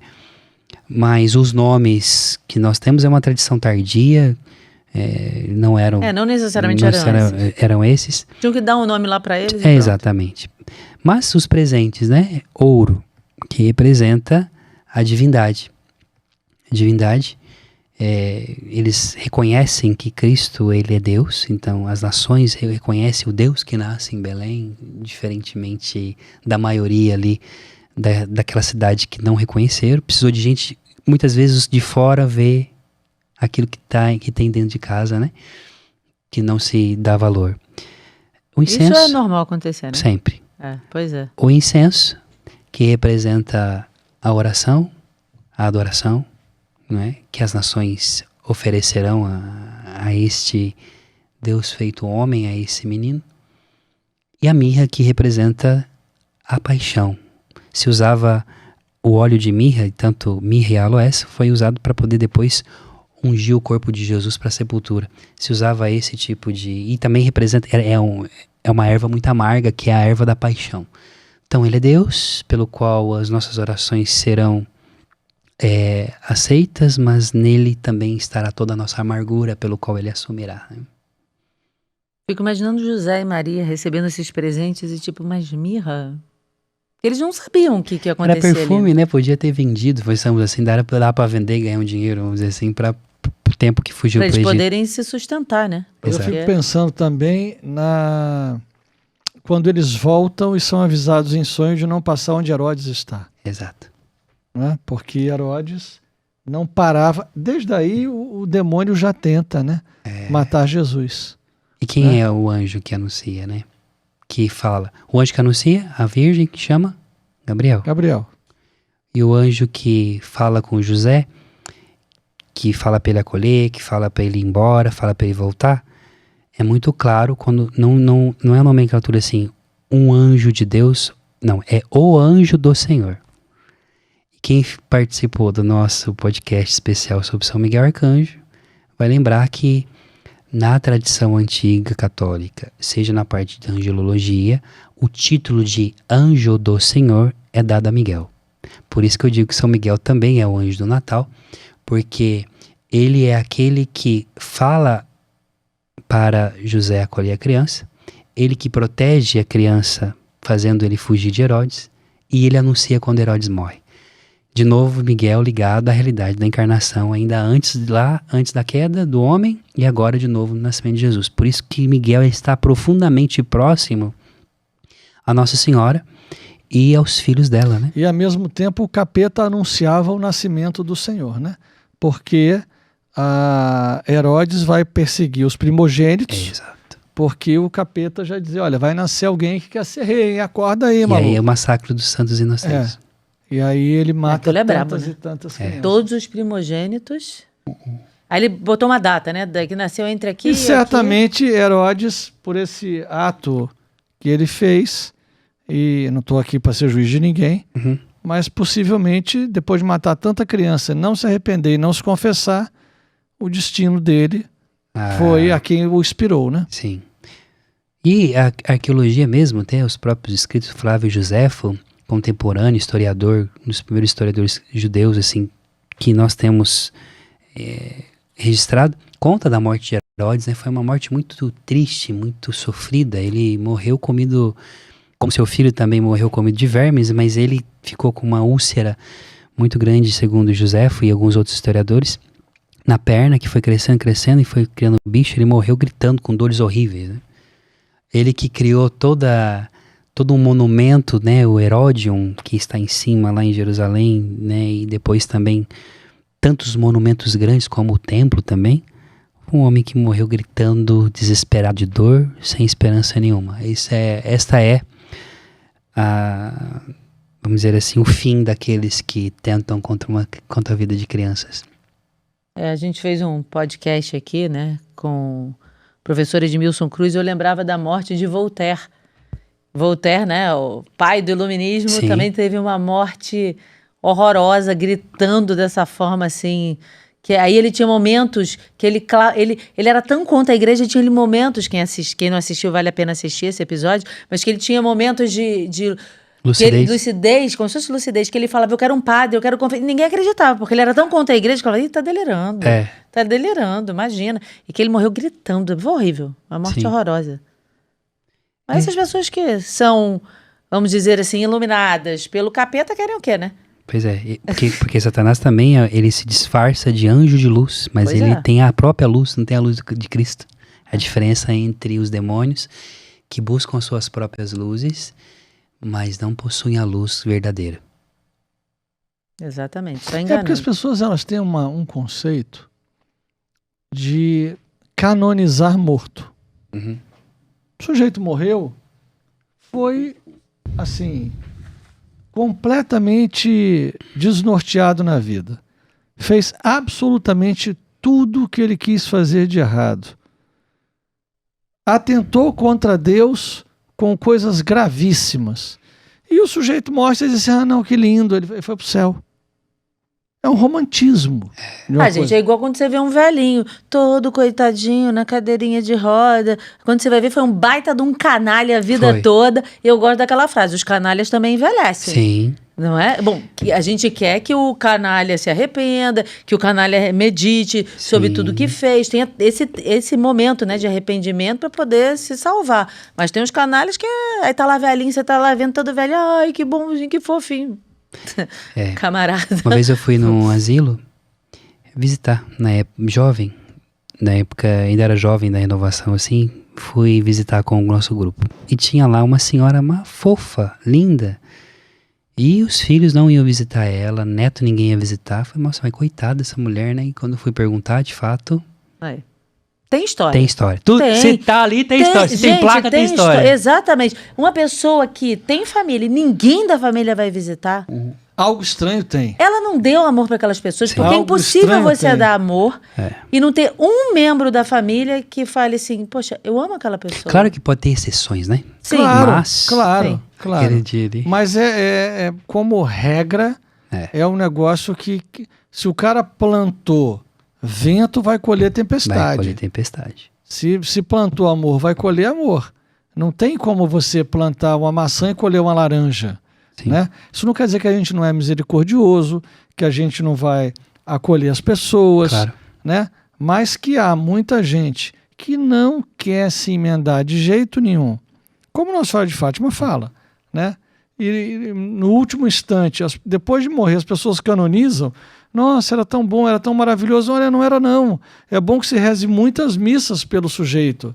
Porque o sujeito pode estar, se não tivesse perdido, pela misericórdia de Deus, pode estar num purgatório violentíssimo. Sim. No 10º grau do purgatório. Agora, o mais bonito é a gente ver filhos que tiveram pais, o pai ou mãe, que não deram amor, que não foram pessoas realmente que colocaram no mundo, e os filhos souberam honrar seu pai e sua mãe, e depois na velhice, mesmo com tudo isso, cuidaram, trataram, tiveram ali presentes, deram o que foi possível, né? Isso é muito importante. Isso é um honrar pai e mãe. E quem faz isso cumpre o 4º mandamento, E dos 10 mandamentos, existem só 2 mandamentos que têm a mesma dimensão no seu peso. Amar a Deus sobre todas as coisas, e tem a promessa, se você amar, você vai ser feliz na terra. E honrar pai e mãe. Quem honra pai e mãe, você honra o próprio Deus. Isso é poderoso na Bíblia. Quem tem essa coragem e esse heroísmo, essa pessoa ela vai, no tempo da sua maior angústia, ser respondida. Deus não vai abandoná-la jamais. Eu creio, sabe, que pensando aqui, lembrei de uma situação em relação ao Natal. A tradição, por exemplo, nós temos as velas, às vezes as velas de Natal. Tem a vela que representa o próprio Cristo, representa também, nos lembra a luz de novo. Quando nós somos batizados, nós recebemos uma vela, não é? Mas quem colocou no presépio a vela foi Martinho Lutero. Lutero que foi, né, na época da Alemanha, que colocava a ideia da vela nessa simbologia do Natal. E aí você pega hoje, se você pegar hoje o Natal, é interessante até nisso o Natal como ele une. Os protestantes têm todos esses símbolos dentro de casa e você não ouve ninguém dizendo assim, é idolatria. É verdade, ninguém fala. Tem razão. Muitos, talvez, se estão assistindo este podcast, se você tem alguém protestante, manda esse podcast para eles saberem o símbolo que tem ali, que a árvore representa o próprio Cristo, a Santíssima Trindade, os elementos aqui que nós estamos falando. Mas é muito interessante porque o Natal é como essa realidade da criança. Ela une, né? Você tem algo em comum, que é uma criança que nasceu, é o nosso Salvador. E aqui cai tudo por terra. Porque a criança nos faz entender aquilo que é essencial. O que é essencial? O que vale a pena de fato? O que eu estou fazendo aqui? Então você tem depois uma outra realidade que para mim, de todos os personagens do presépio, claramente depois de Jesus, de Maria e José, o que mais me chama a atenção são os pastores. Porque os pastores, por lei, a lei levítica, quem se misturava com os animais, né, tipo, são impuros, então tinham que se purificar muito para poder ir ao templo, por exemplo, para poder adorar. E aí você pega a realidade de um pastor. Eu morei numa ilha na Itália chamada Sardenha. Lá tem 1 milhão e pouco de habitantes, mas tem mais de 10 milhões de ovelhas. Para cada habitante tem 10 ovelhas. Eles são criadores de ovelhas. E a ovelha, assim, você não pode deixar a ovelha sozinha. A ovelha, ela tem ela é muito, muito frágil, ao mesmo tempo muito ingênua. Então, o pastor tem que ficar ali. Se ela tomba, ela fica. Ela fica. Se a ovelha é assim, ó. Se o vento tá soprando para cá, vai bater na orelhinha dela, ela vai para cá, ó. Se tiver um abismo, ela vai cair lá. E eu convivi... É tipo a gente, né? É tipo a gente. Bobinho pra caramba. Bota só pra um negocinho, vem uma vozinha doce, a gente vai indo lá. O capeta botando a gente no caminho errado, a gente vai indo. Exatamente. Cai no abismo, e vai embora. Igualzinho, gente. E eu consegui ver, aprendi muito com as ovelhas. Tem um coraçãozinho pequenininho assim, você não pode dar susto na ovelha que ela tá um infarto. Eu não sabia não. Se você assustar a ovelha muito assim, ela pode infartar. Que dó. É muito frágil, é um bicho muito frágil. E Jesus nos chama de ovelha, né? Porque nós somos eu tô dizendo, igual a gente aí. E você pega essa realidade da ovelha, né? O pastor, ele fica ali, ele tem cheiro. O pastor fica muito tempo com a ovelha, a roupa dele fica com cheiro. Então, os pastores, eles tinham que se purificar para entrar no templo. Só que eles não tinham substituto. Como que ele ia, por exemplo, na festa da Páscoa? E os pastores que estão cuidando daquelas ovelhas, na verdade, eles estão pastoreando as ovelhas para os cordeirinhos que vão nascer para vender no templo depois para a realidade da festa pascal. Então você já tem do sacrifício, você já tem já os elementos. Os anjos anunciam para os pastores que nasceu um Salvador, claro, deles, mas que o cordeiro que eles vão oferecer no templo, verdadeiro, que vai salvar eles dos pecados, não são os da manada deles, né, dos animais que eles possuem, mas é o que nasceu em Belém.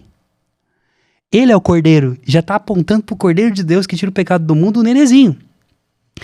E aí você tem eles que não conseguem ir para o templo porque são impuros, eles não podem entrar.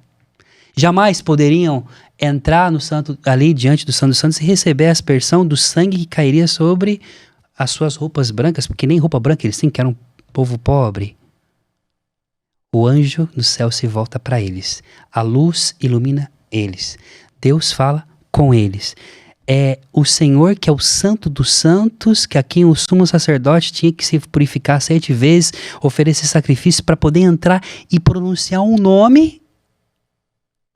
Agora está dentro da gruta, ou dentro do lugar da sala onde eles estavam, aberto, com a manjedoura pronta, de os bracinhos abertos, tipo, pode tocar em mim. Quem tocava na Arca da Aliança morria. Davi, certa vez, voltando com a Arca da Aliança, um cara lá colocou a mão, morreu porque tocou na Arca da Aliança. Não, Deus não tá... Deus, ele nos ama tão loucamente que ele se fez homem para que você não só o toque, pegue ele no colo, faz ele ninar, dá um beijo nele. É uma criança. Isso é o Natal, cara.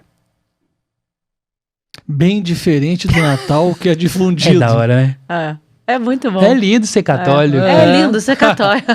E o Natal é maravilhoso. É e lindo chega ser desse negócio de católico. muito presente e ficar pensando em ir pra shopping até dizer chega que tem vai que tomar comprar banho. tanto presente e tal e coisa. Pode ter uma lembrancinha aqui, uma coisa ali e tal, entendeu? Mas vamos pro essencial. Foi essencial. O Natal. Entendeu? E aí a pessoa come no Natal até ter um troço, bebe até ter outro troço, não vai à igreja. Misericórdia. Tenha misericórdia. Antes da ceia, né, seria oportuno fazer ali uma a leitura, oração, claro. né, rezar em família. Agradecer pelo a ano. Deus, exatamente. Você tem uma família, você tem alguém, você tem uma casa pra voltar, você pode estar arrebentado cada um. Esses dias me mandaram pra mim um meme, né? Agora chegou o tempo do Natal. Uma sambando, o outro saindo na mão, o outro bebendo, o outro quebrando, porque virou algo tão normal pra nós. Que no Natal o pau quebra, né? Tipo aquele tio que você nunca viu o ano inteiro aparece com...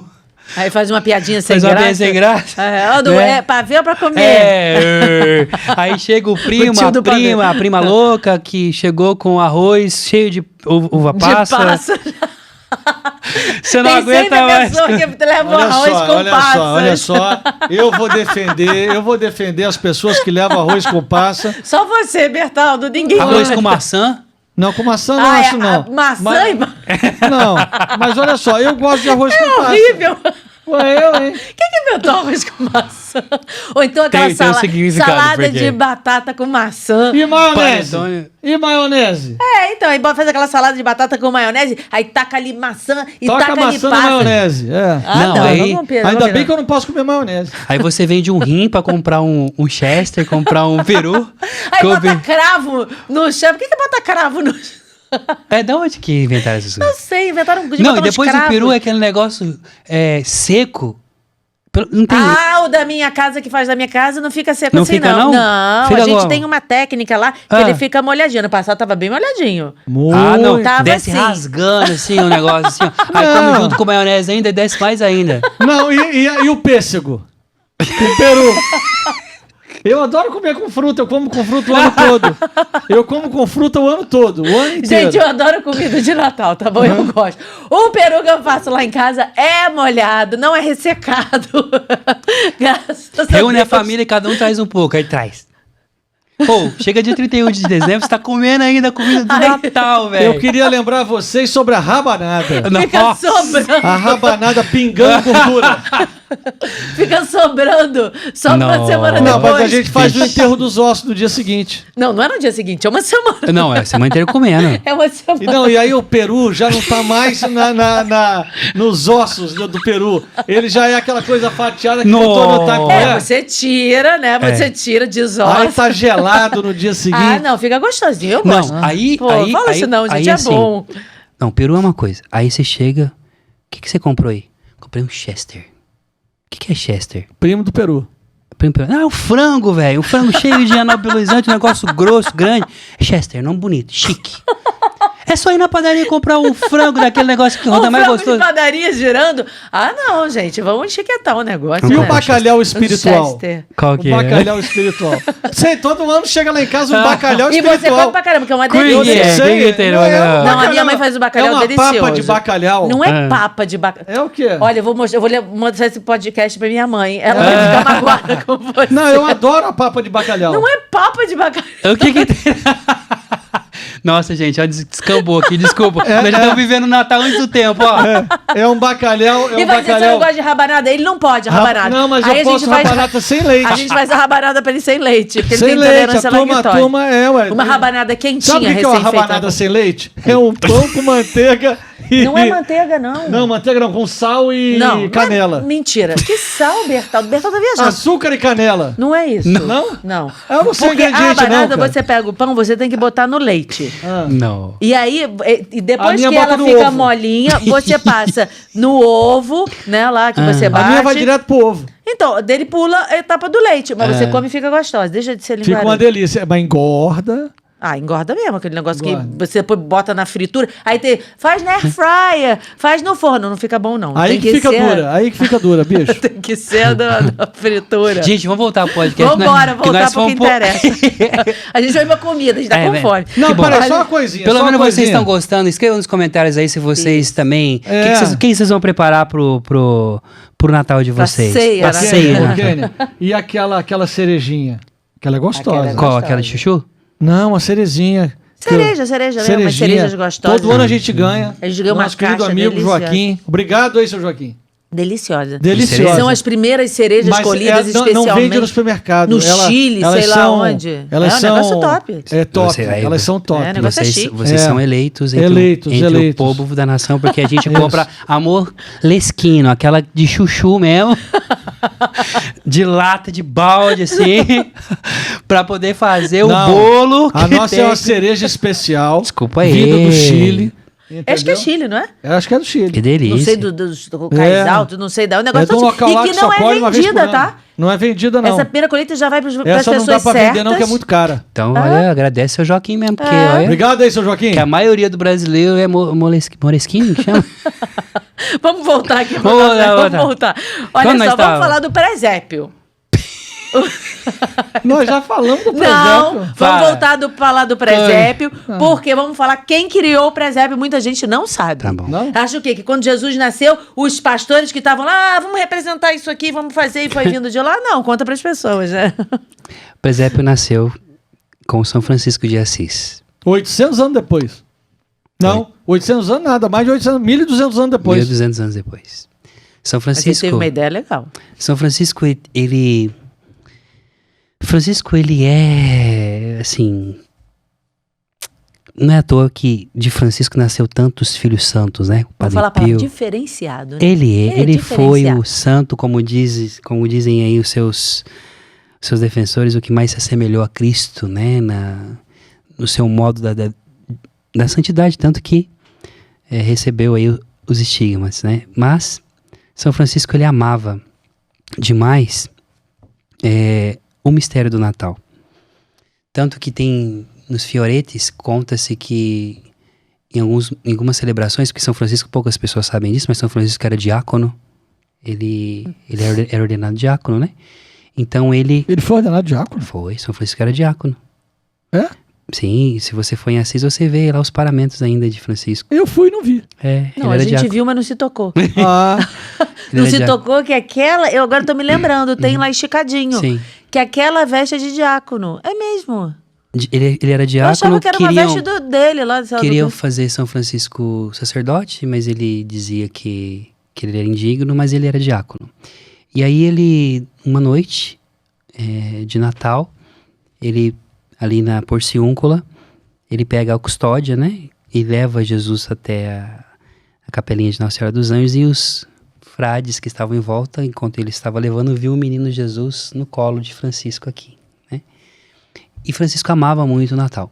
E um dia, Francisco vai a Góbio, né? E ali ele representa o presépio como Jesus nasceu. Ele pega, então, os bois, o boi e uma vaca, coloca a manjedoura, E aí, o presépio, como nós conhecemos hoje, foi Francisco que fez. Tanto que a tradição de montar presépio, se você vai na Itália, por exemplo, todos os mosteiros franciscanos, eles têm os presépios de amostras, assim, enormes. Lembra que é uma tradição que São Francisco colocou. Era a forma dele evangelizar as pessoas, que eram mais simples, não era? E representar o mistério. Ele faz, eu vou fazer a cena, um teatro, né? Sim. A representação para as pessoas verem aquelas pessoas mais simples e entenderem o que aconteceu. E aí acabou que esse símbolo se tornou o símbolo do Natal em si, de fato, porque é aquilo que aconteceu na essência.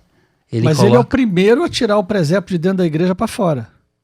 Ele é o primeiro a criar o presépio. Não, ele fez o presépio. Ele fez não é o presépio, tirou, ele inventou. Não, sim, mas além disso, o presépio, quando o presépio passa a sair de dentro da igreja para as casas, quem levou isso? Foi a tradição franciscana, né? Ele, quando faz o presépio, ele não faz dentro da igreja, ele faz dentro do estábulo mesmo, pro povo ver. E ali ele chamava as pessoas para poder vir adorar. Tudo bem, mas entre ele fazer em Assis, isso de se difundir pelo mundo, deve ter tido um tempo aí, né? Sim, foram os filhos, os franciscanos que levaram. Porque assim, não tinha WhatsApp, não tinha internet, não tinha um avião, não tinha, entendeu? Não é sala bim, bim, bim, fez e ei, todo mundo fazendo presépio. E assim, é importante as pessoas em casa, eu também sempre falo isso. Monta a sua árvore de Natal com todo esse significado lindo. Bota a sua guirlanda na porta, bota sino, bota vela. Tudo que tem direito. Tudo que tem direito. Eu lá em casa eu boto tudo que tem direito. Bota tudo que bota tem a guirlanda. Direito. Mas não deixem de botar ou fazerem um presépio. Que seja Jesus, Maria e José. Não vai botar... Tem a Sagrada Família. Tem que ter, gente. Isso é fundamental. O presépio pode faltar tudo, mas se faltar o menino Jesus, Maria e José, não tem presépio. Exatamente. Não tem Natal. Não tem, exatamente. Não tem Natal. Nem então, Natal. É fundamental. Que seja... Olha aqui. Esse aqui que a gente, né... Tá na nossa loja virtual. Aqui tem a estrela, que simboliza a estrela de Belém, e tem Jesus, Maria e José. Eu não tenho um presépio inteiro, mas tem um símbolo na sua casa. Tem uma estrela com a Sagrada Família. Quem é que não pode ter Aqui, não pode Quem ter? não pode ter um símbolozinho do Natal? Pode. Eu não acredito que uma pessoa no Brasil de hoje não consiga montar um presépio que cabe numa mão. Eu já vi presépio feito, tem gente que faz de lã, tem vários tipos de presépio, de madeirinha. A pessoa, às vezes, ela vai criando e faz ali num artesanato, mas faz com amor. Porque às vezes a pessoa pode dizer, eu não tenho dinheiro. Eu sou uma pessoa muito humilde. Mas pode fazer de uma forma... Faz simples. Eu já vi feito com palito de picolé. Já vi presépio feito com palito de picolé. A pessoa vai montando e vai fazendo, fica ali e faz um símbolo, vai botando, faz a casinha e faz a representação ali. Então tem várias formas. Esse ano nós conseguimos enfeitar 80 árvores aqui na Capela das Aparições. Uau. Tem 80 árvores acesas, lindas, que deu todo um charme ao santuário, né? Dá a delicadeza e a suavidade que o Rafael estava falando do nascimento, né? Que realmente, quando um bebê vem, é uma coisa, né? Quando você vai chegar um bebê na sua família, todo mundo fica naquela euforia, naquela festa. Olha um bebê, olha, tá chegando um bebê, vai ter um neném. Vamos lá na maternidade ver o neném. É aquela coisa gostosa, não é isso? Sempre tem uma coisa leve. E é exatamente isso, dessa leveza, dessa beleza, dessa luz. Isso é importante. E o nosso presépio aqui, que é lindo, né? Lindo, lindo. É grande. Mas eu tenho um sonho ainda aqui. Diga-se de passagem, sempre que eu começo a sonhar com essas coisas, né? Uma hora o Senhor traz. Eu quero fazer um presépio onde a pessoa entre na cena. Então, eu quero fazer uma tenda grande aqui, com um presépio de tamanho natural, onde tem ali umas 20 cadeirinhas, e as pessoas possam sentar na cena e rezar na cena do presépio. Não consegui fazer esse ano ainda, mas vou envidar todos os esforços para no ano que vem conseguir fazer isso. O Senhor vai nos dar essa graça. Realmente isso. Nosso presépio não é pequeno, mas não tem como sentar na cena, entendeu? Sim. Eu quero um pra você vivenciar, se sentir grande, dentro daquela que aí, história, por né? exemplo, nós poderíamos ter todas as noites, durante uma semana talvez, uma palestra sobre o que é o presépio. Sobre o que é essa cena. Isso que nós estamos fazendo aqui. Sim. Trazer os estudantes, trazer as pessoas, para que possam entender isso, transmitir isso, entendeu? Sim. Para que haja um verdadeiro... Alguém tem que tentar fazer alguma coisa. Entendeu? Enfim, a gente vai sonhando, uma hora chega lá. Assim, como é que as pessoas sabem que é Natal? Porque na televisão diz que já é Natal na Líder Magazine. Isso não tem nada a ver com o Natal. Gente, e também é o seguinte, o comércio cada vez antecipa mais a festa de Natal, né? Eu falo o seguinte, que o coelhinho da Páscoa vai encontrar com o Papai Noel no corredor do shopping. Eles vão se esbarrar. Opa, você aqui, deixa eu sair correndo. Deixa eu me esconder aqui, agora é você. Porque, caramba, cara, é a Páscoa que começa antes, ainda tá o Natal, aí fica aquela confusão. Quando você olha, você entra dentro das lojas, tem ovo pendurado pra cima. Aí você vai, meu Deus, mas acabou de ter árvore de Natal. É um negócio meio doido isso. Sim. Não é? Você começa a quaresma, tá cheio de ovo. Já começa a quaresma. Agora, qual é a data certa para se montar a árvore de Natal e se enfeitar a casa? Lá em casa já começa já... Em junho, junto com a festa junina. Mentira. Lá em casa já começa já assim no final de novembro. Já começa a arrumar já. A gente lá em casa não tá mais desmontando a árvore não. A gente só bota uma capa nela. Já fica o ano inteiro. Escondida, ela camuflada. Não, mentira. Monta e desmonta. E a data certa para desmontar? Na Epifania, no dia 6. Né? 6 de janeiro. 6 de janeiro. A festa dos Reis Magos, ela é comemorada... No dia 6. No dia 6. No dia 6. Eu acho que é na Espanha. Não é na Espanha que se troca presente no dia 6? Também. Em alguns locais, né? Sobretudo no Oriente, né? Para a Igreja Oriental, a Epifania, ela é mais importante do que o Natal em si.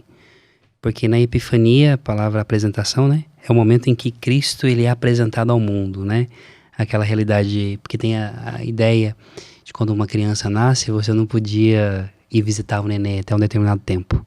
Então, para eles naquele período, a Epifania era o momento em que o bebê, o Cristo, ele era apresentado à humanidade.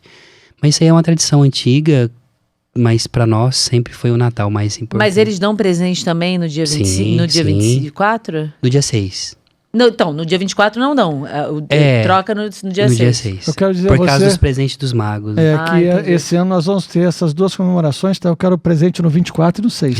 Tá? Não exagera. Você escolhe se você é do Oriente, se você é do Ocidente, não pode ter tudo, não.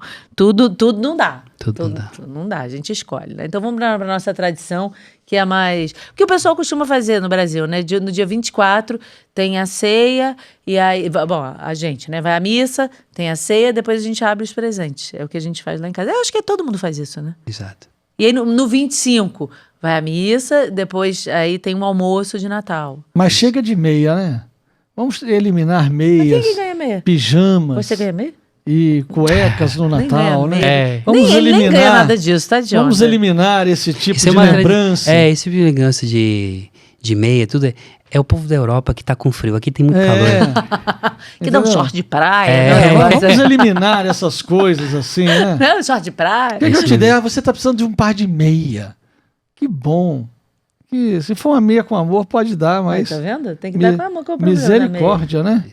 Que aí tá fazendo criança, escolhendo presente, né? Muito bem, e aí? Quais símbolos mais do Natal? Não, acho que nós... uma pergunta que as pessoas fazem também. Sim. No período do Natal, que no período do Advento, esse pedaço todo do Advento, pode fazer jejum? Olha, pode-se fazer... A galera do jejum aí que tá preocupada com isso, hein? Pode-se fazer jejum, mas não com a mesma intensidade que se faz na Páscoa ou na Quaresma, né? Mas sim, o Advento, ele também tem as cores, né? Roxa, que são as cores da espera, da penitência, porque Cristo está vindo, nós estamos na espera do Senhor. E tem aquilo que também nós podemos dizer que de quarta, até antes do Concílio Vaticano II, se convidava, né, a fazer jejum de quarta e sexta. Alguns até faziam de sábado. Então, assim, hoje é facultativo. Porém, é importante você continuar fazendo o jejum de quarta e sexta, sobretudo nesse tempo, nesse período, né? Porque é sempre bom fazer jejum, né? Não é, mas, assim, não tem uma... Até por aquilo posso estar errado, por aquilo que eu estudei e vi, uma obrigação clara e explícita para que você faça jejum como se faz, por exemplo, no tempo quaresmal e na Semana Santa. Eu não sei que dia que vai cair o Natal, dia 24, 25, mas nesse dia, gente, não faça jejum. Não, de jeito não é nenhum. dia de jejum. Não. Pois é. Se uma pessoa, vamos supor, caiu na quarta-feira, a pessoa, não, eu não posso, não vou o 25 ceiar. cai quarta-feira. Ah, é o 25. Então, É. não tem jejum, é No momento dia de de Natal, festa, de não. celebração, não é momento de jejum, que aí a pessoa pode achar, né? Não, é Exatamente. quarta-feira eu vou fazer. E é importante a gente esclarecer isso, para não gerar essa dúvida. Não é? É isso aí. Olha, muito bom, viu? Importante a gente esclarecer esses pontos para as pessoas.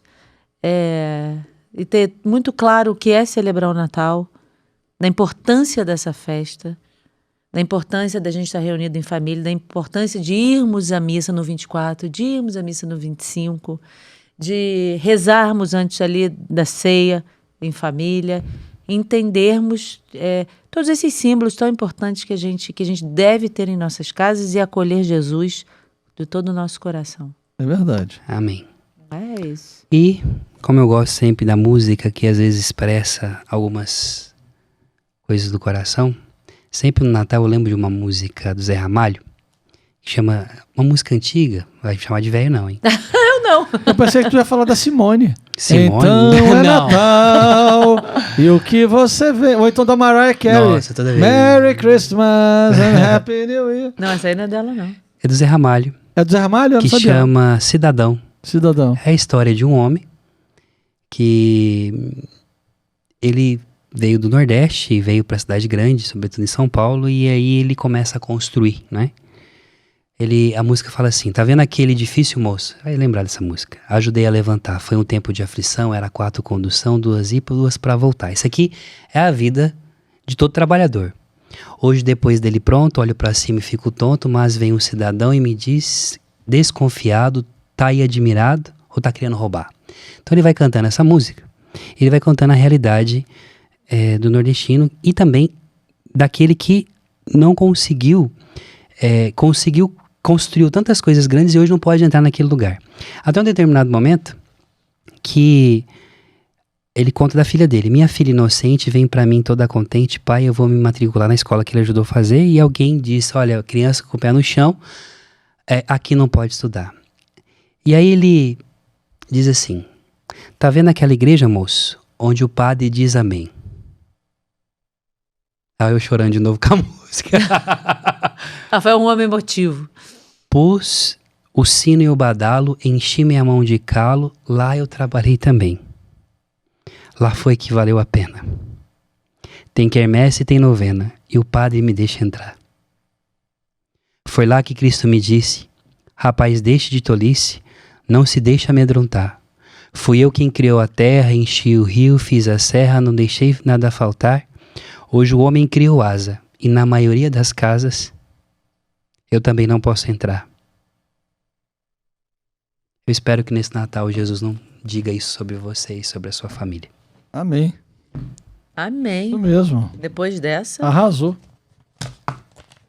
Depois dessa, gente. Feliz Natal. Natal. Feliz Natal a toda a família Ânima. Um santo e Feliz Natal. Feliz Natal, queridos. Gente, Feliz Natal. Que Jesus tenha um local certo aí na sua casa para nascer, para reinar. Isso é o mais importante. Feliz Natal a todos vocês. Feliz Natal.